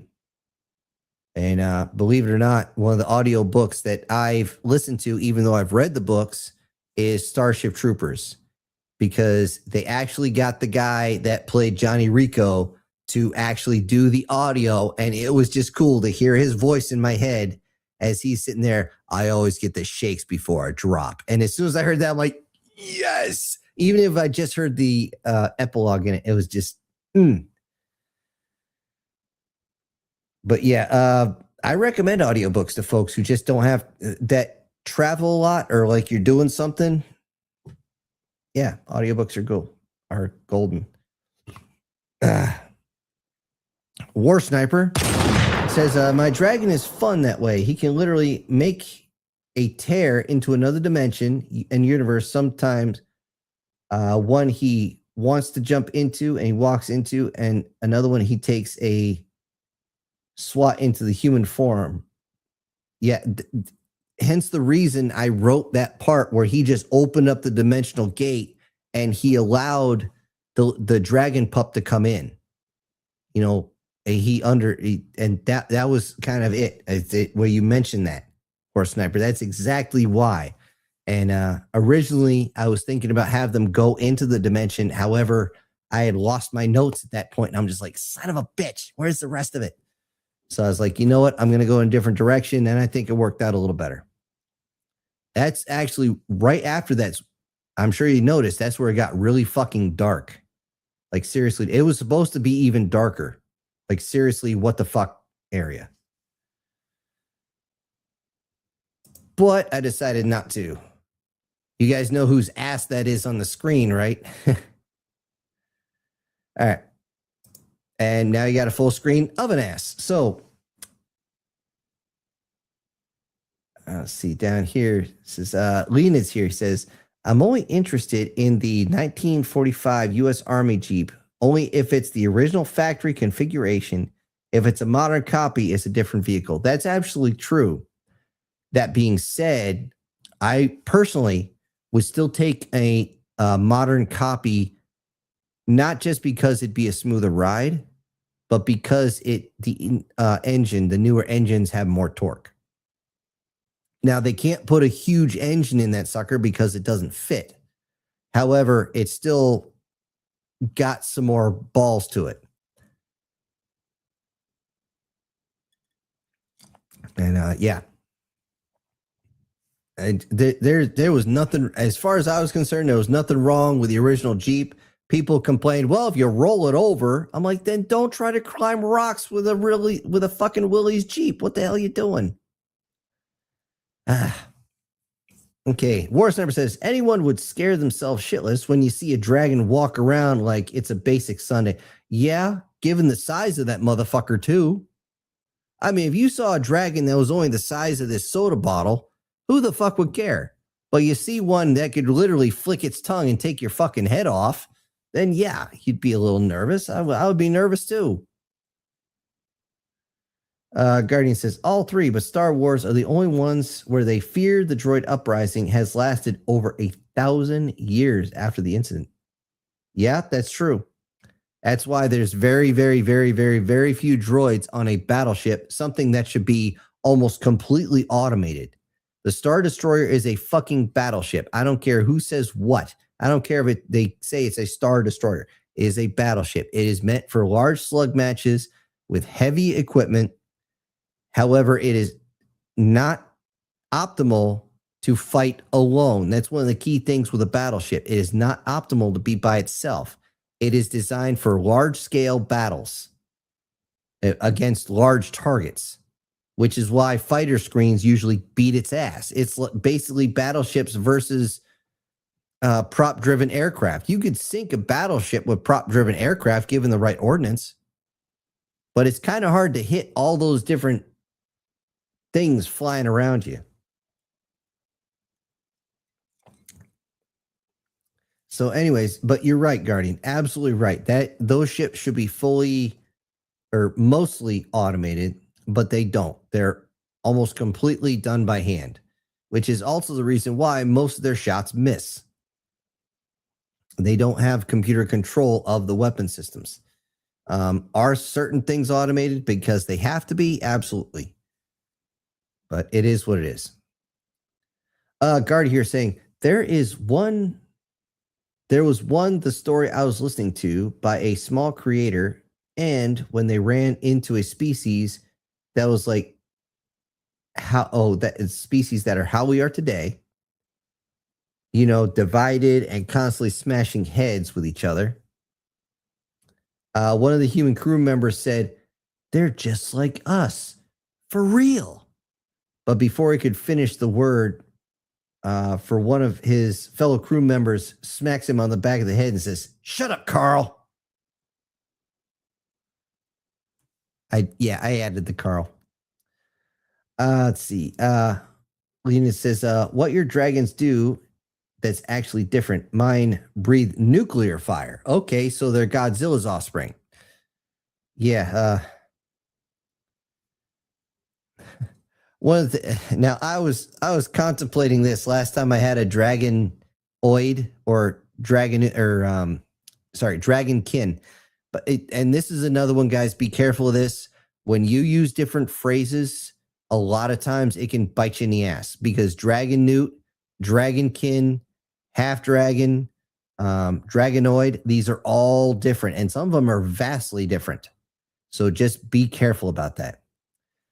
But last time I had a dragon-like creature that actually breathed fire, I was about to do the Etrigan joke from the DC universe where he belches and Raven's like, I thought fire would come out. And he turns, only when I fought. Pull my finger.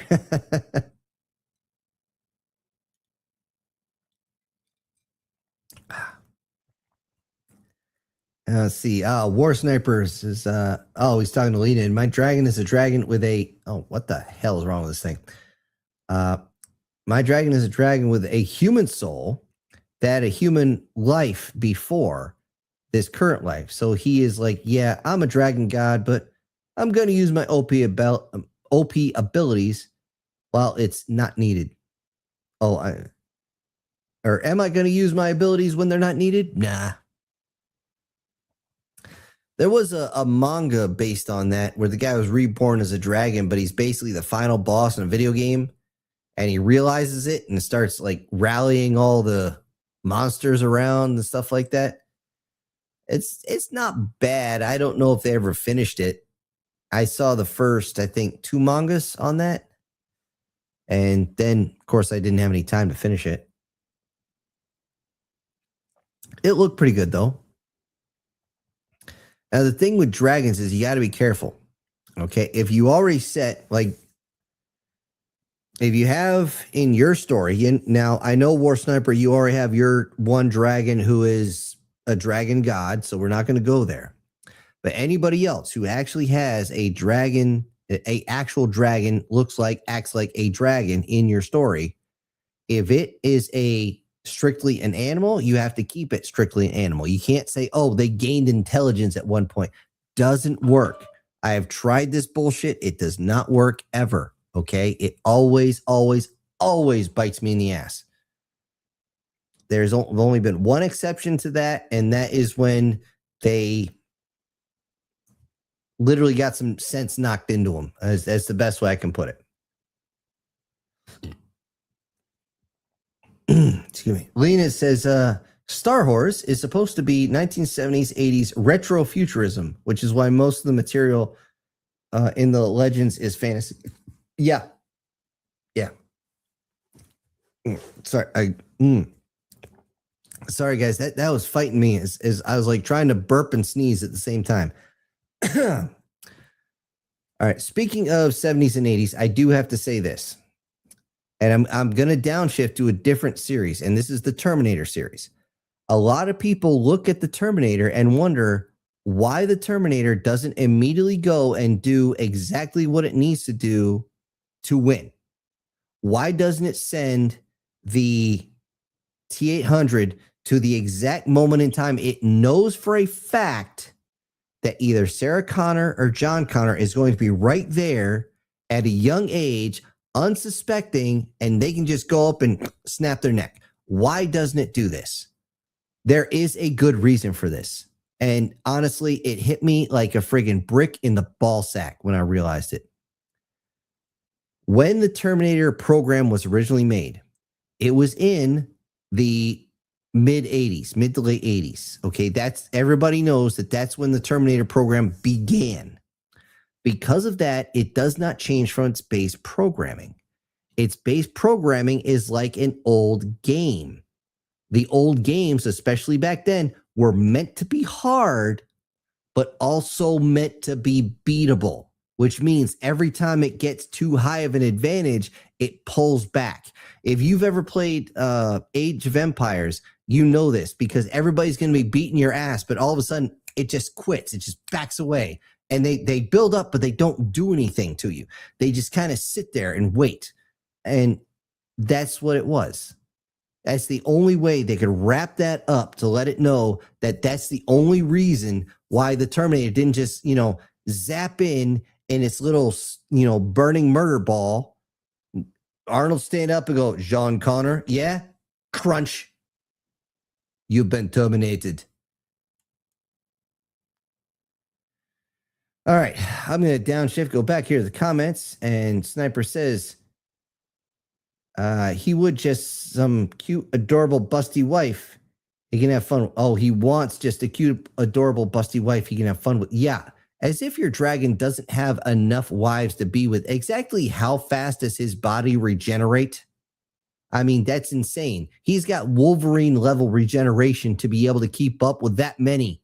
I think the last time he said he's got like 120 friggin' wives. I mean, seriously, this guy would have problems. Giggity, giggity, giggity goo. Stick around. Now, granted, he's a dragon, but still, he's gonna. How do I put this? Think of Zen, and yes, that is her name, spelled Xen. Every time I write it, it's actually Xen. And hell, if you want proof, I'll even show it to you. When she drove her fist down into the male orc, he produced male size explosion, which means you would expect a dragon to produce the same amount, which means he would be able to do that 2, maybe 3 times a day. The only way to combat that is if your dragon has extreme regeneration, where it, again, like Wolverine, he literally has no olfactory period. It's literally just recocking and putting another round in the chamber that fast. So make sure you put that in. It's like can't slick your lust, that sort of thing. Okay, Lena says, I did watch season 3 of Star Horse anime. My favorite episode was the wearable X-Wing suit.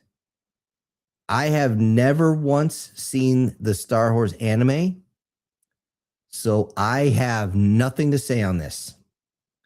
All I can say is if they put a suit in the watch, like you're saying, then it's like the Flash where his suit was in the ring.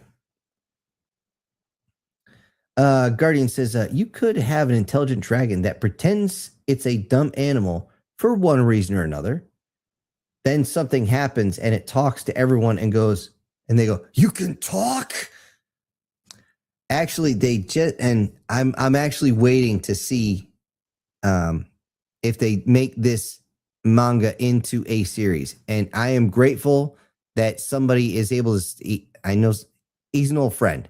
He sent me links to this manga whenever a new one comes out, and I'm able to flip through the pages and actually see what comes out. So it's only like 2 or 3 pages at a time.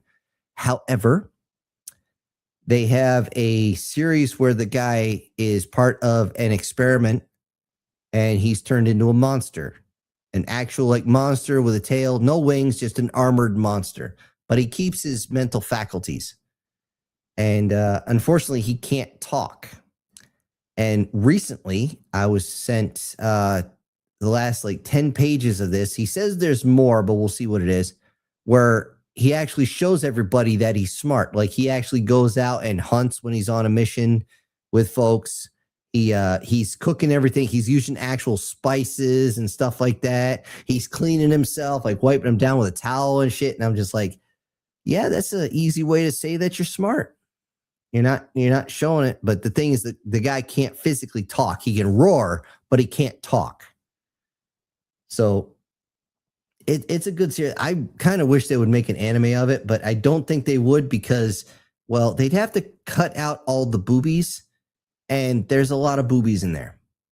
And just like Sonar from Dispatch, you lose the boobs, you lose the point,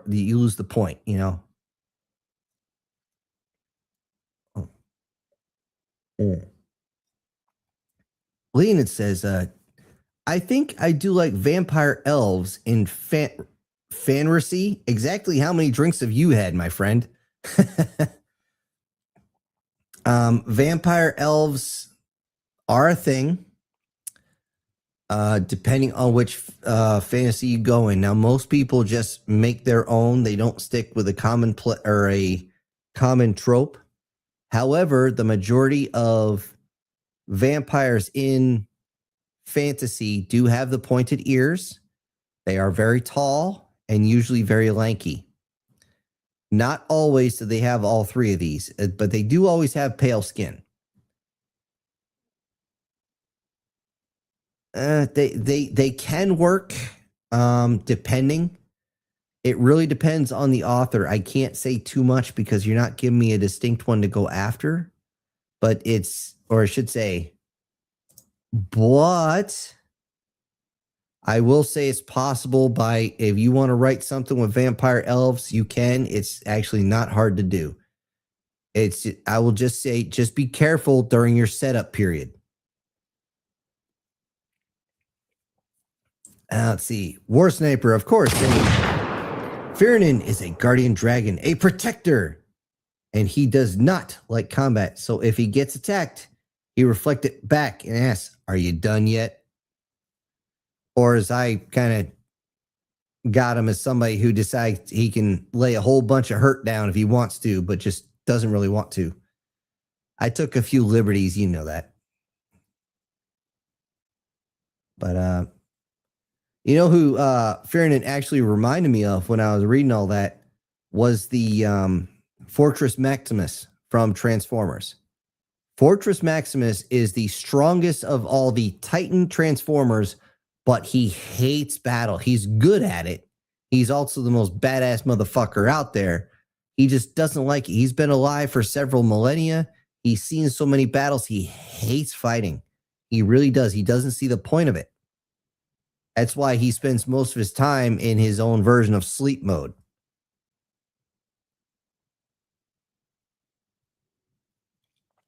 But yeah, as far as attitude goes, that's what I see him at. He continues with most of his battles. He has won this way. He's only battled the other dragon when his mate got threatened and insulted. By the way, do not insult a dragon's mate. I threw that part in.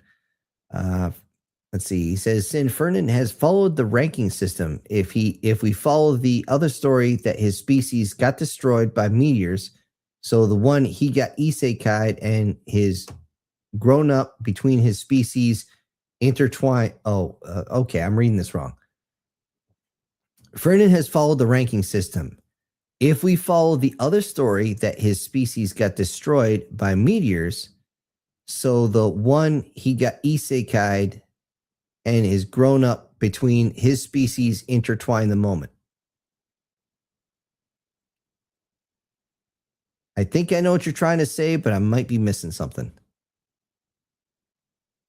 He continues, the village of Dragonborn gets transported into his realm. Okay, I think I see where you're going with this. Sorry, the Jack Daniels is starting to smack me in the eyes, so we'll see. Oh, man. I just realized I'm looking into the camera, and what I see in front of me, I'm turning all sorts of red, man. Woo! Getting a little flushed. He continues, that's the only fucked up I'm making the story. Oh, that's the only fuck up I'm making the story. Okay. Well, like I said, there's nothing wrong with going in and rehashing the story. I've done that before. I've actually finished a complete, no shit, 20 chapter story.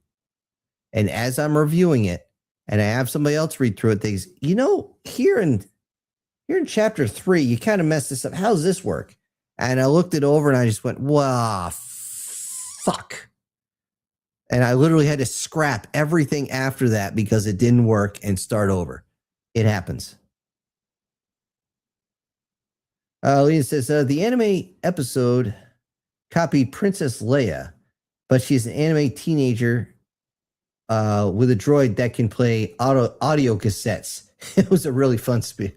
Wow, audio cassettes. That takes me back. That takes me really far back. Holy shit. Whew. And speaking of which, I will say this. I do have to shift gears back to what I was talking about before with the 0 point energy. Most of us here, if not all of us, have all had a change in society. Okay, a change in era, actually.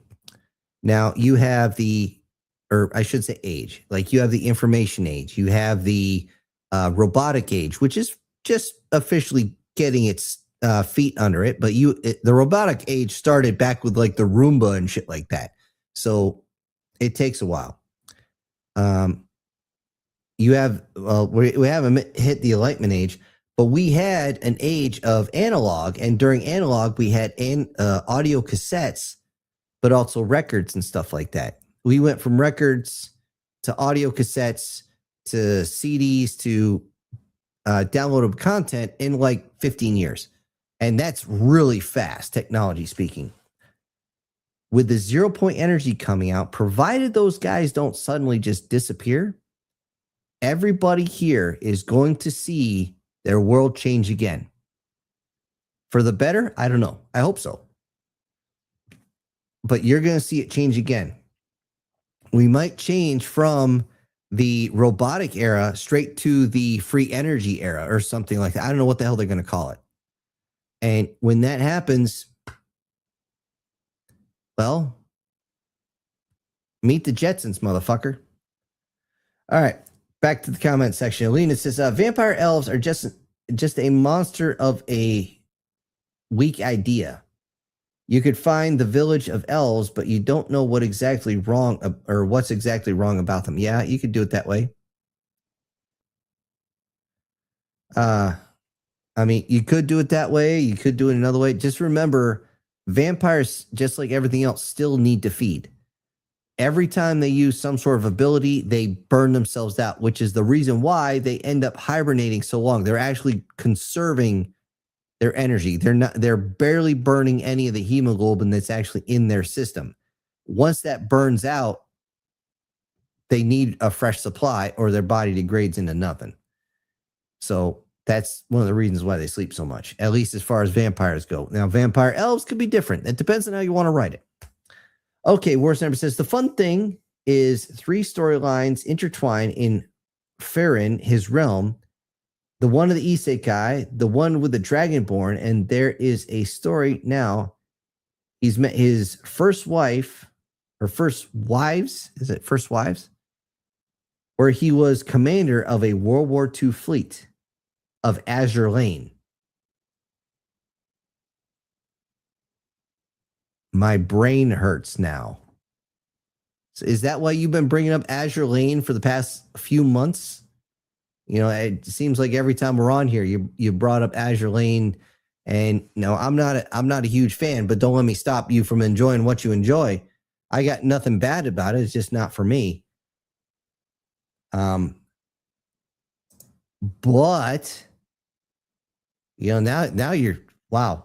If I wasn't half in the bag right now, my brain would be on fire.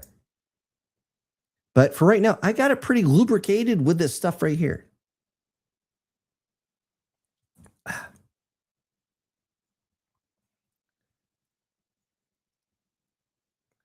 Guardians here said, at least they were cassette tapes, like in the 90s, not the 8-track. Yeah, very much.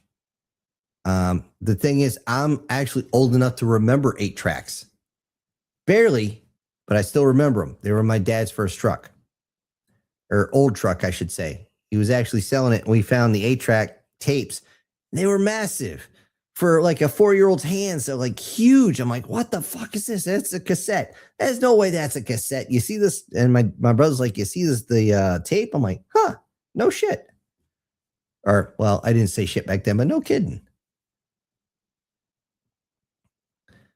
Lena says, I really like a casual Taria murder that happens in almost every Sailor Moon episode. Yeah, I can't believe I saw that as a kid. Oy. Well, then again, if those dresses got any shorter, it quite literally would be moon power, because that's what they would do every time they turned around.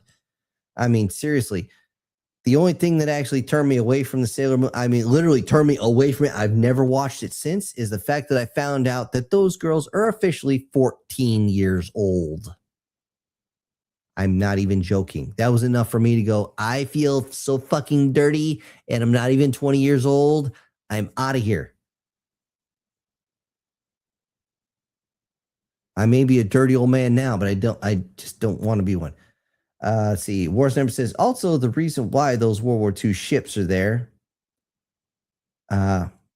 Be happy I don't mention it all and only give a central bullet points of his realm. Yeah, no joke.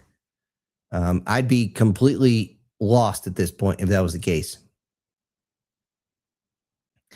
All right, let me throw in some media assets here. And yes, that's what it comes in under my stuff.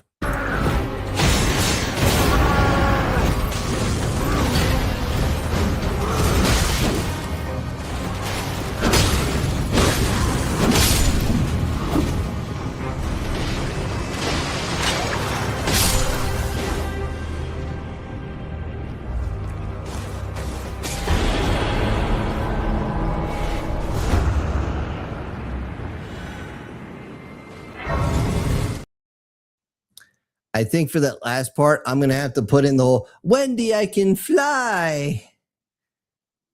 Or jumps over buildings in a single bound or something like that. Depends on which one I find. Let's see. Lena says, it was different time when I was 14 years old, could date a college student.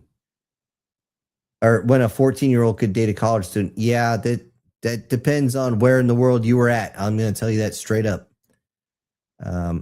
I do know in Japan, now somebody had to explain this to me because I was completely lost.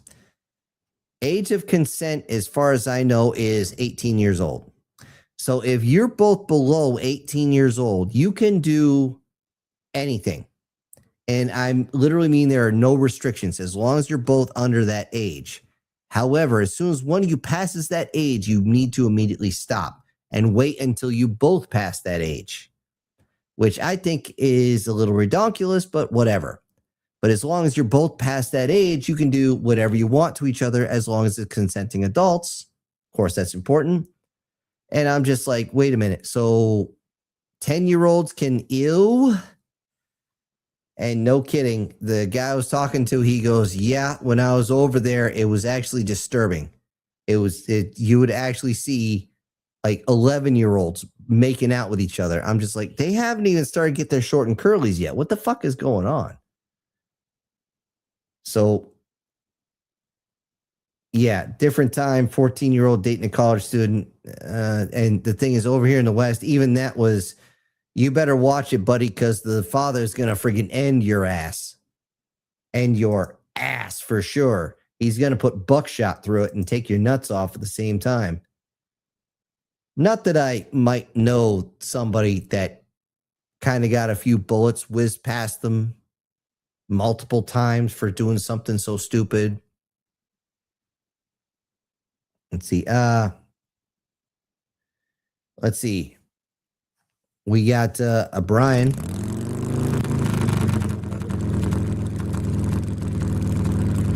Sorry, I had to play with the audio just a little bit. It says, 8 tracks always split the best song between tracks. See, the thing is, I didn't spend enough time with 8 tracks to know this. So good to know. Let's see. War Sniper says, do you have to say she looked 8? Oh God, don't play that game, War Sniper. Do not even try to play that game. The reason I get so animated about this is because I have known guys personally, good men, who no shit ended up in fucking handcuffs because of that bullshit. Okay, it's crazy. And the only reason he didn't end up and whip me, spank me, screw me in the ass prison is because they found her fucking fake ID that he actually asked her for her ID before they had anything. No shit, said she was 19 years old. She was not 19 years old. And it's just, no, it just, I need another drink after that. But no, don't even think about playing that game because 15 will still get you 20. Now, I'm going to go slightly down the rabbit hole with you guys and tell you something that happened when I was younger. Okay, when I was working up in Buffalo in the Union Hall, and I wasn't making enough money. So what I would do is after work is I would go across the Canadian border and I would work up there. Now, at the time, there was no law that said you couldn't do that. I know because I checked multiple times. I didn't want to be caught. Well, when you're up there, I worked as a waiter in think of a gentleman's club for ladies. Well, I kid you not, whenever a underage girl walked in, when she got a drink, she got it always came in a plastic cup that actually glowed bright orange yellow under those black lights. Why? Because it told every single one of the guys up on the stage, you stay the fuck away unless you want to end up getting whatever you love so much ripped clean the fuck off. Okay? 50, and we used to say it all the time, 50 and I get you 20. And it's no joke. It just, you just don't. You don't cross that line. So, but you looked 18. I don't give a fuck. Lena says, does the skirt turn into a belt? Because Sailor Moon parody makes that joke. Yeah, it does. Yeah, they did a Robot Chicken one where there was also something else under the skirt. And yeah, when the queen said, boy, anime is fucked up. Yeah, they're not kidding. This is one of the reasons I stopped watching for a long time. William says, Syntax, question. How much are we allowed to talk about nuclear weapons? Dude, talk up a fucking storm. I don't give a shit. Okay, we try to stay away from politics. However, if we're talking about the science, if we're talking about what happens during impact or an airburst or something like that, we can talk about it all we want because that is simply technical knowledge. That is not talking against anyone. If you want to talk about specific countries and whatnot, I gotta walk a line. So by all means, whatever you got, bring it.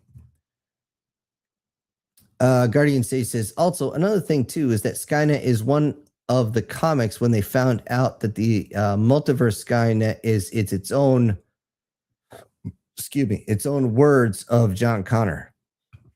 Barely even a second, I saw 5.6 billion. What the fuck?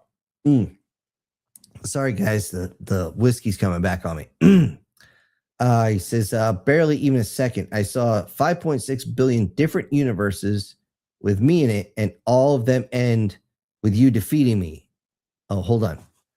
Let me say this right. Where is it?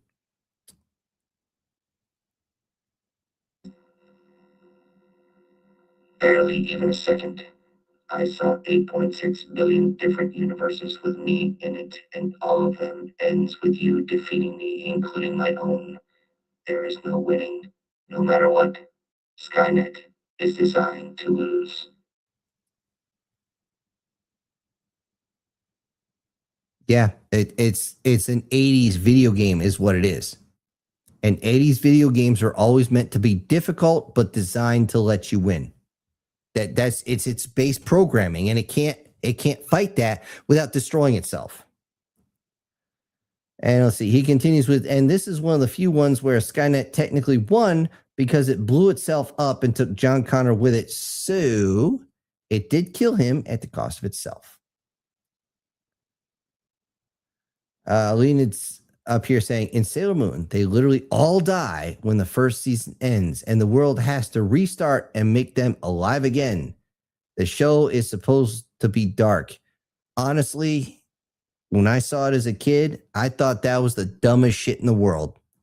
I'm like, they just literally atomized everybody except for one who's got this moon-shaped butt plug that she waves around and suddenly she recreates reality.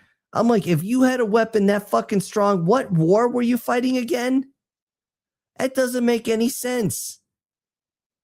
And I didn't understand it because I was too young, but holy jumping Jehoshaphat's. As soon as I realized what was going on, I realized it was designed for young girls so they could sell products, literally to sell that little moon-shaped friggin' butt plug to young girls. I'm like, what the fuck, over? This is retarded. And by the way, nobody can give me shit about using that word because that is actually the safe word. The, how do I put this? The politically correct phrase, because idiot was actually the phrase used. And they'll, oh no, that's too aggressive. You have to use retarded. Well, bite me.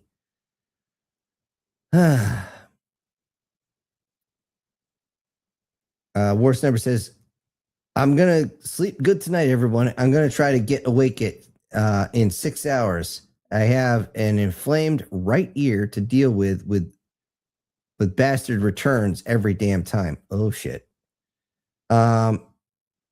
Dude, inflamed right ear. Are you have like an infection or something? Or do you have like a screwed up eardrum? Because if you do, the old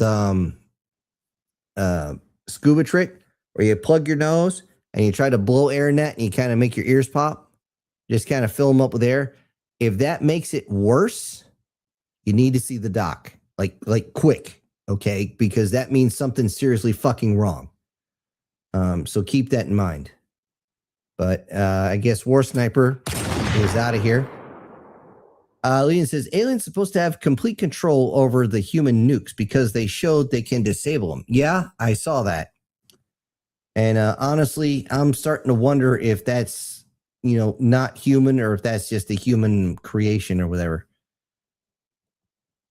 And yeah, we'll see how that turns out. The little orbs that go over the nuke stations, then all of a sudden, poof, the nukes can't launch. The nukes are inactive. The uranium is suddenly no longer refined. It's no longer plutonium. What the fuck is going on?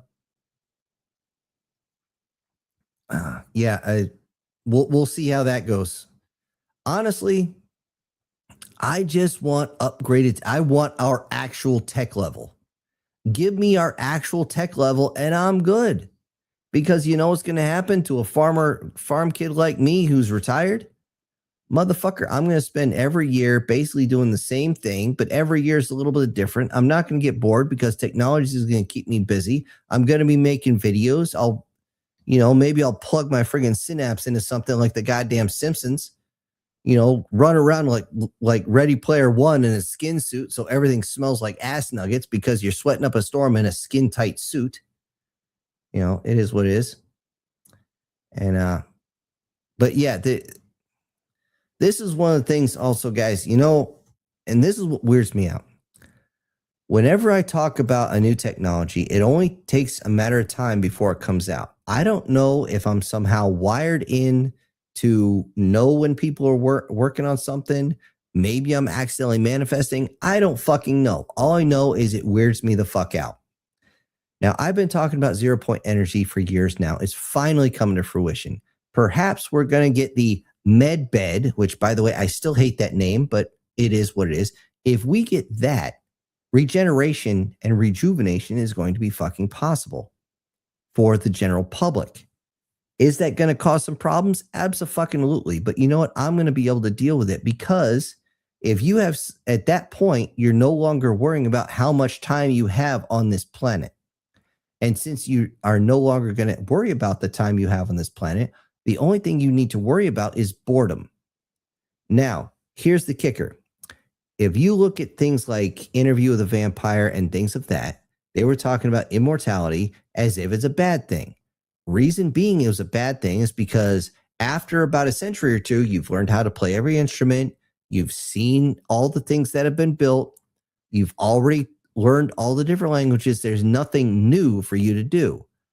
Now the technology level is to the point there's always something new for you to do, something new for you to experience. Whether it's real or not, there's something for you to experience.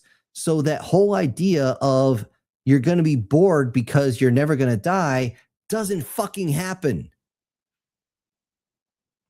So it drives me absolutely freaking crazy when people look at and if I see another one of these videos on YouTube saying, oh, how bad immortality is, blow me. And I don't mean blow me a kiss. I mean actually get down on your knees and fucking blow me because that's bullshit. All that is doomer think right there. But I digress. William says, or should I call you Skip? Says, cool. The Soviets had a 30 cal nuke round. They used californium CF-90, really? Which had a near zero centigrade. Someone with common sense put a stop to it as the army couldn't be trusted. Yeah, no shit. Actually, that's a lot like our Davy Crockett. War Sniper here says, I have to bye-bye to the doc 4 to 5 times, and we have to and have to check with the doc 4 to 5 times, and he gave me meds that work, but my ears itch badly, and me trying to fight it make it go inflamed. So it's like, wait, okay.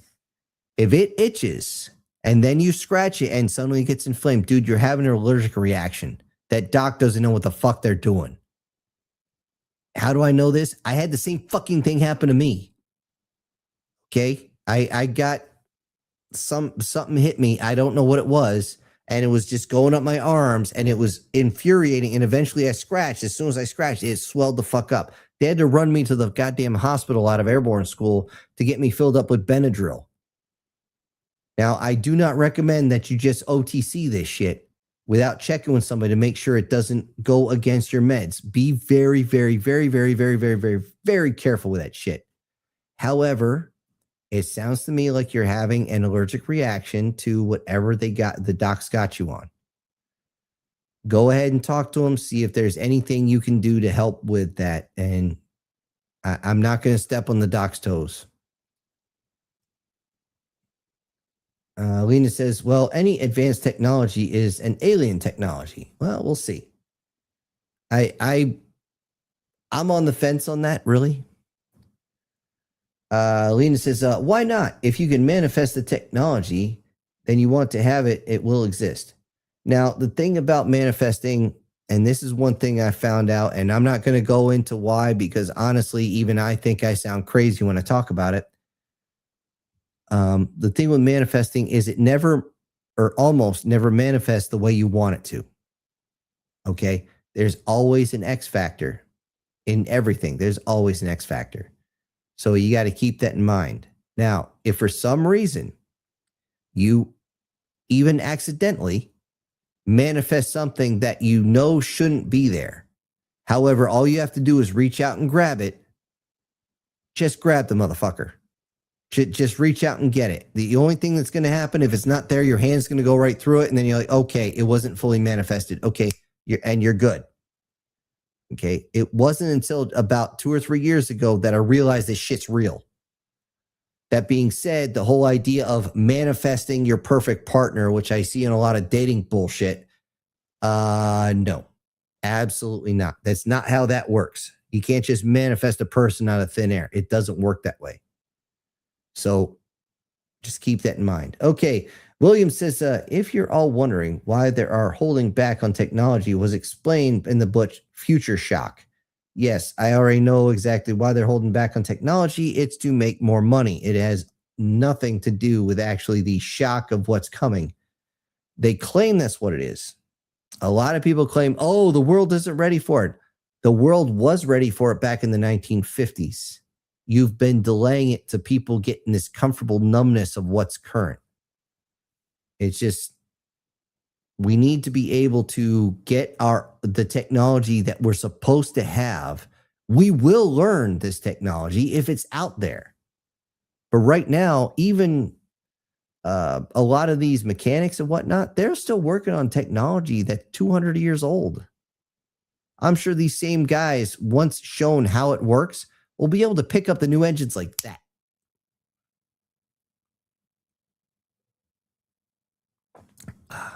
Lena says, Soviets had a very long nuclear artillery. Those are unstable. Missiles are much better. Yeah, absolutely. The only nuclear artillery that was stable was the one the U.S. had. And they even have a beautiful video of it. You actually see that thing rock back, and then like 2 seconds later, kabooey! And all I'm thinking of is, if you're launching a nuke out of artillery, I'm running the other direction at about Mach 6. I'm going to make the Roadrunner go, holy shit, that was fast. Forget meat. They're going to be like, wow, that was quick. War Sniper says, is that I use those sticks with the silks and, hold on. Is that I use those sticks with the silk or so on both sides and use it that the itch is gone. But in the past, I did that every time and had that itch and never had an inflamed until 4 to 5 months. Huh. You may, now it sounds like you developed a reaction to it. again, this is your doc's going to have to do what's called a scratch test. Okay, they're going to line up different shit that you may or may not be allergic to, and they'll put a piece of paper on you, and they're just going to rub it on your skin to see if there's a reaction. I've had this done to me a couple times, and I kind of laugh because I'm like, you're not going to get a reaction, doc. Well, we still have to do it every single time. Well, fuck you then. Waste your time. And I never got a reaction. They still don't know what the hell I was allergic to when I had my reaction. But yeah, all I can say, Sniper, is talk to the doc, let them know, and maybe they'll figure something out. He continues, so I go ask him for something and I can use to fight the itch without my ear getting inflamed. Yeah, that's all I can say is talk to him on that, because I got nothing else. I'm not an actual MD. I do know that certain things will actually purge your system. In particular, the stuff we're not supposed to talk about. It sounds like an Ivor, and it may be a Mectin, and turns out that shit in high enough dose can actually purge every single parasite out of your system and cure almost all viruses, because viruses fucking hate it. Along with something called quinine, which is why tonic water was an actual cure. Okay, guys, every single one of you should have some tonic water in your house right now. If you start getting even a case of sniffles, just down the bottle. And if it's going to leave a little metallic taste in your mouth, follow that down with something besides soda, preferably just water, and you should be fucking golden. Lena says, I can really imagine the society in the future, somewhere between 500 and 1,000 years from now. I expect to have cyborgs, clones, normal humans, synthetic humans, starships, and advanced AI. Now, the thing is, we don't have to wait. That's what drives me fucking nuts, is we don't have to fucking wait. Now, the thing is, we have cyborgs already. A lot of people don't realize, as the moment you implant a piece of technology in your skin, in your body, you are a cyborg. Okay, that whole Inspire bullshit that they actually implant in your system, you are a fucking cyborg at that moment. You don't have to have your limbs fully replaced to be a cyborg, man. That's the problem with a lot of the science fiction. Everybody thinks half your brain has to be gone. You have to be missing an eye. You have to now have a cyber cock or something like that. No, you don't need any of that shit. A cyborg simply means that you have implanted technology in your body. We already have it. Do we have clones? I guarantee that, because in the 1980s, they had Dolly, where they cloned a goddamn sheep. And even the guy who did it said, we could clone a human tomorrow if we wanted. It's the same technology. So boom, there's two: cyborgs, humans. We all have normal humans. They're right here. Synthetic humans, super babies. Need I say more? Starships, I'm not even going to go there. And advanced AI, that depends on your version of advanced. Compared to 20 years ago, our shit is so far advanced, it's fucking crazy. It is absolutely nuts. I mean, just look at, shit, I'm trying to remember the name of the graphics engine that's in Unreal Engine that is being used right now. I think it's on 2 or 3 right now, and they're bringing the next version up that is going to be like complete realism. It's fucking good. It's really good. Okay, here's somebody I didn't want to skip. He says, when I was getting my degree in GMU, everybody was talking about connecting electronics to nerves. This way they could get people artificial limbs. That was in 2000s. Have you heard anything about this? Yep. They can already do it. It's the, I'm trying to remember the name of it. They always give it a goofy name. They don't ever call it what it actually is. But they have a CNI, a cranial neural interface that goes in. Tesla has it, where they've actually got where somebody can control a dead limb. It's fidgety, but it works. They can also actually sit there, somebody who's a complete paraplegic, and they can run not only the wheelchair they're in, but they can even talk through the machine. So you sound like a computer, but it still works. You know, it's there. Neuralink, that's what it's called. And yeah, it works. Now, they keep saying it's in the testing phase. Motherfucker, they've been working on this thing for like 20 fucking years. You don't think they figured it out by now? Bullshit. Okay, that one's funny, Rage. My allergies include idiots and bullshit. On that note, I gotta say this one because I wish I had a camera rolling. I really do. I was currently at that time wearing a shirt. Unfortunately, it fell apart. I don't have it anymore. It literally said allergic to bullshit. I think I've got it at Spencer's or something like this back in the day. No kidding. I'm in Korea. And Korea is very mountainous. So the barracks is actually above the company building. I'm walking down. And just as I passed the company building, I sneezed. One of these really hard, came out of nowhere, blew all the boogers out of your nose, sneeze. Within half a second, the door opens. There's the acting first sergeant, the most racist son of a bitch I've ever known. And he looks at me, and I just realized what shirt I'm wearing because I'm actually bringing my head up. And I'm like, hey, how you doing, first sergeant? And I just keep walking, and I just bust out laughing as hard as I freaking can. I could not time that shit better if I tried. Holy fuck. And all I'm thinking is, please tell me this is a camera. Please tell me this is a camera. No, there's no fucking camera. Fuck.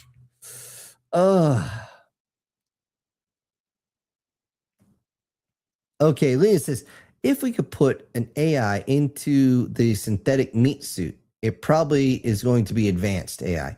I guess you'd say. You could say that. By today's standards, that would be advanced.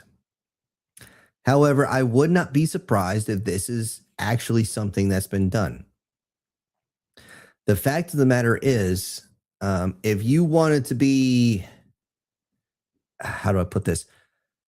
A lot of people think they want to move their consciousness into a synthetic body. That is the wrong way to do it. You're doing it backwards.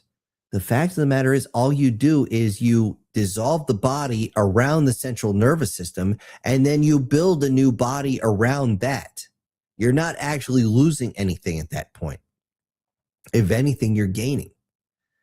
You're not trying to transfer, you're trying to rebuild. You're basically hot swapping an engine, a really good engine, from a car that's just been beat to holy hell into a new car. What's wrong with that? There's nothing wrong with that. Okay, Tekkerman Rage says, I've seen the term wetware used as an interface between organic and synthetic compounds or components.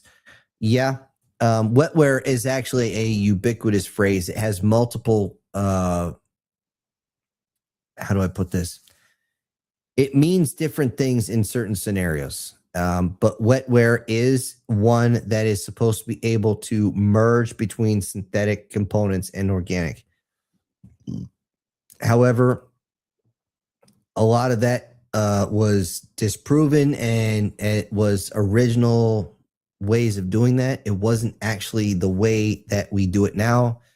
And for some, wow, holy shit. Sorry, guys. That last shot of friggin' Jack Daniels just slapped me between the eyes. Woo! Okay. As far as wetware is concerned, yes, it can supposedly interface between.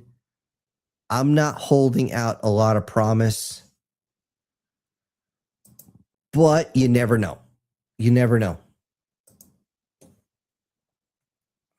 On that note, we've been going. You guys realize we've been going for almost 3 hours. I didn't even think we'd get an hour because I only had one page. One friggin' page of notes. It wasn't even a full page of notes for this live stream.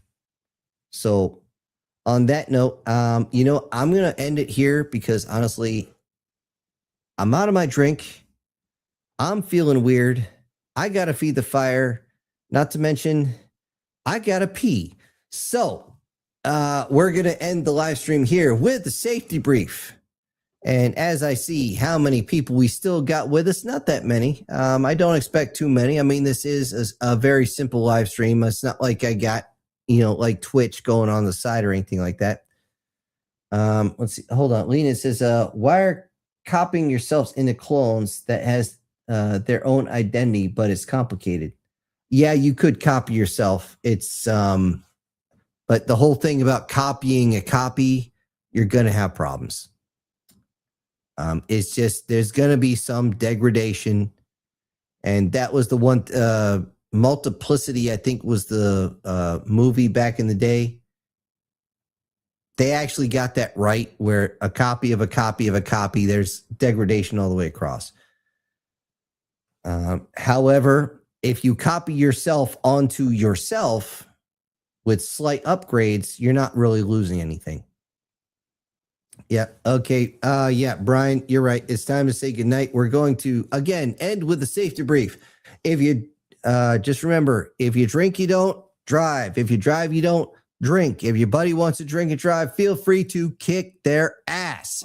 It's a whole lot easier to explain to the cop why you broke your buddy's nose than to explain to their wife why they broke their fucking neck. If your little soldier is going in the bush, make sure he wears his poncho. It gets wet in the bush, at least if you know what you're doing. Giggity, giggity, giggity goo. Stick around. Also, guys, just remember, this time of year, it's going to get warm during the day. It's going to get cold at night, depending on where you are. Like I said before, I slid on black ice. I do not want you guys sliding on fucking black ice. So if you have to be out first thing in the morning, please, for the love of God, give yourself a few extra minutes and slow the fuck down. Okay? It is not worth it.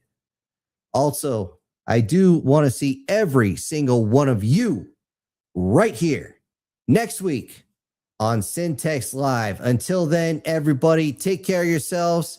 And Cartman, get me out of here. Screw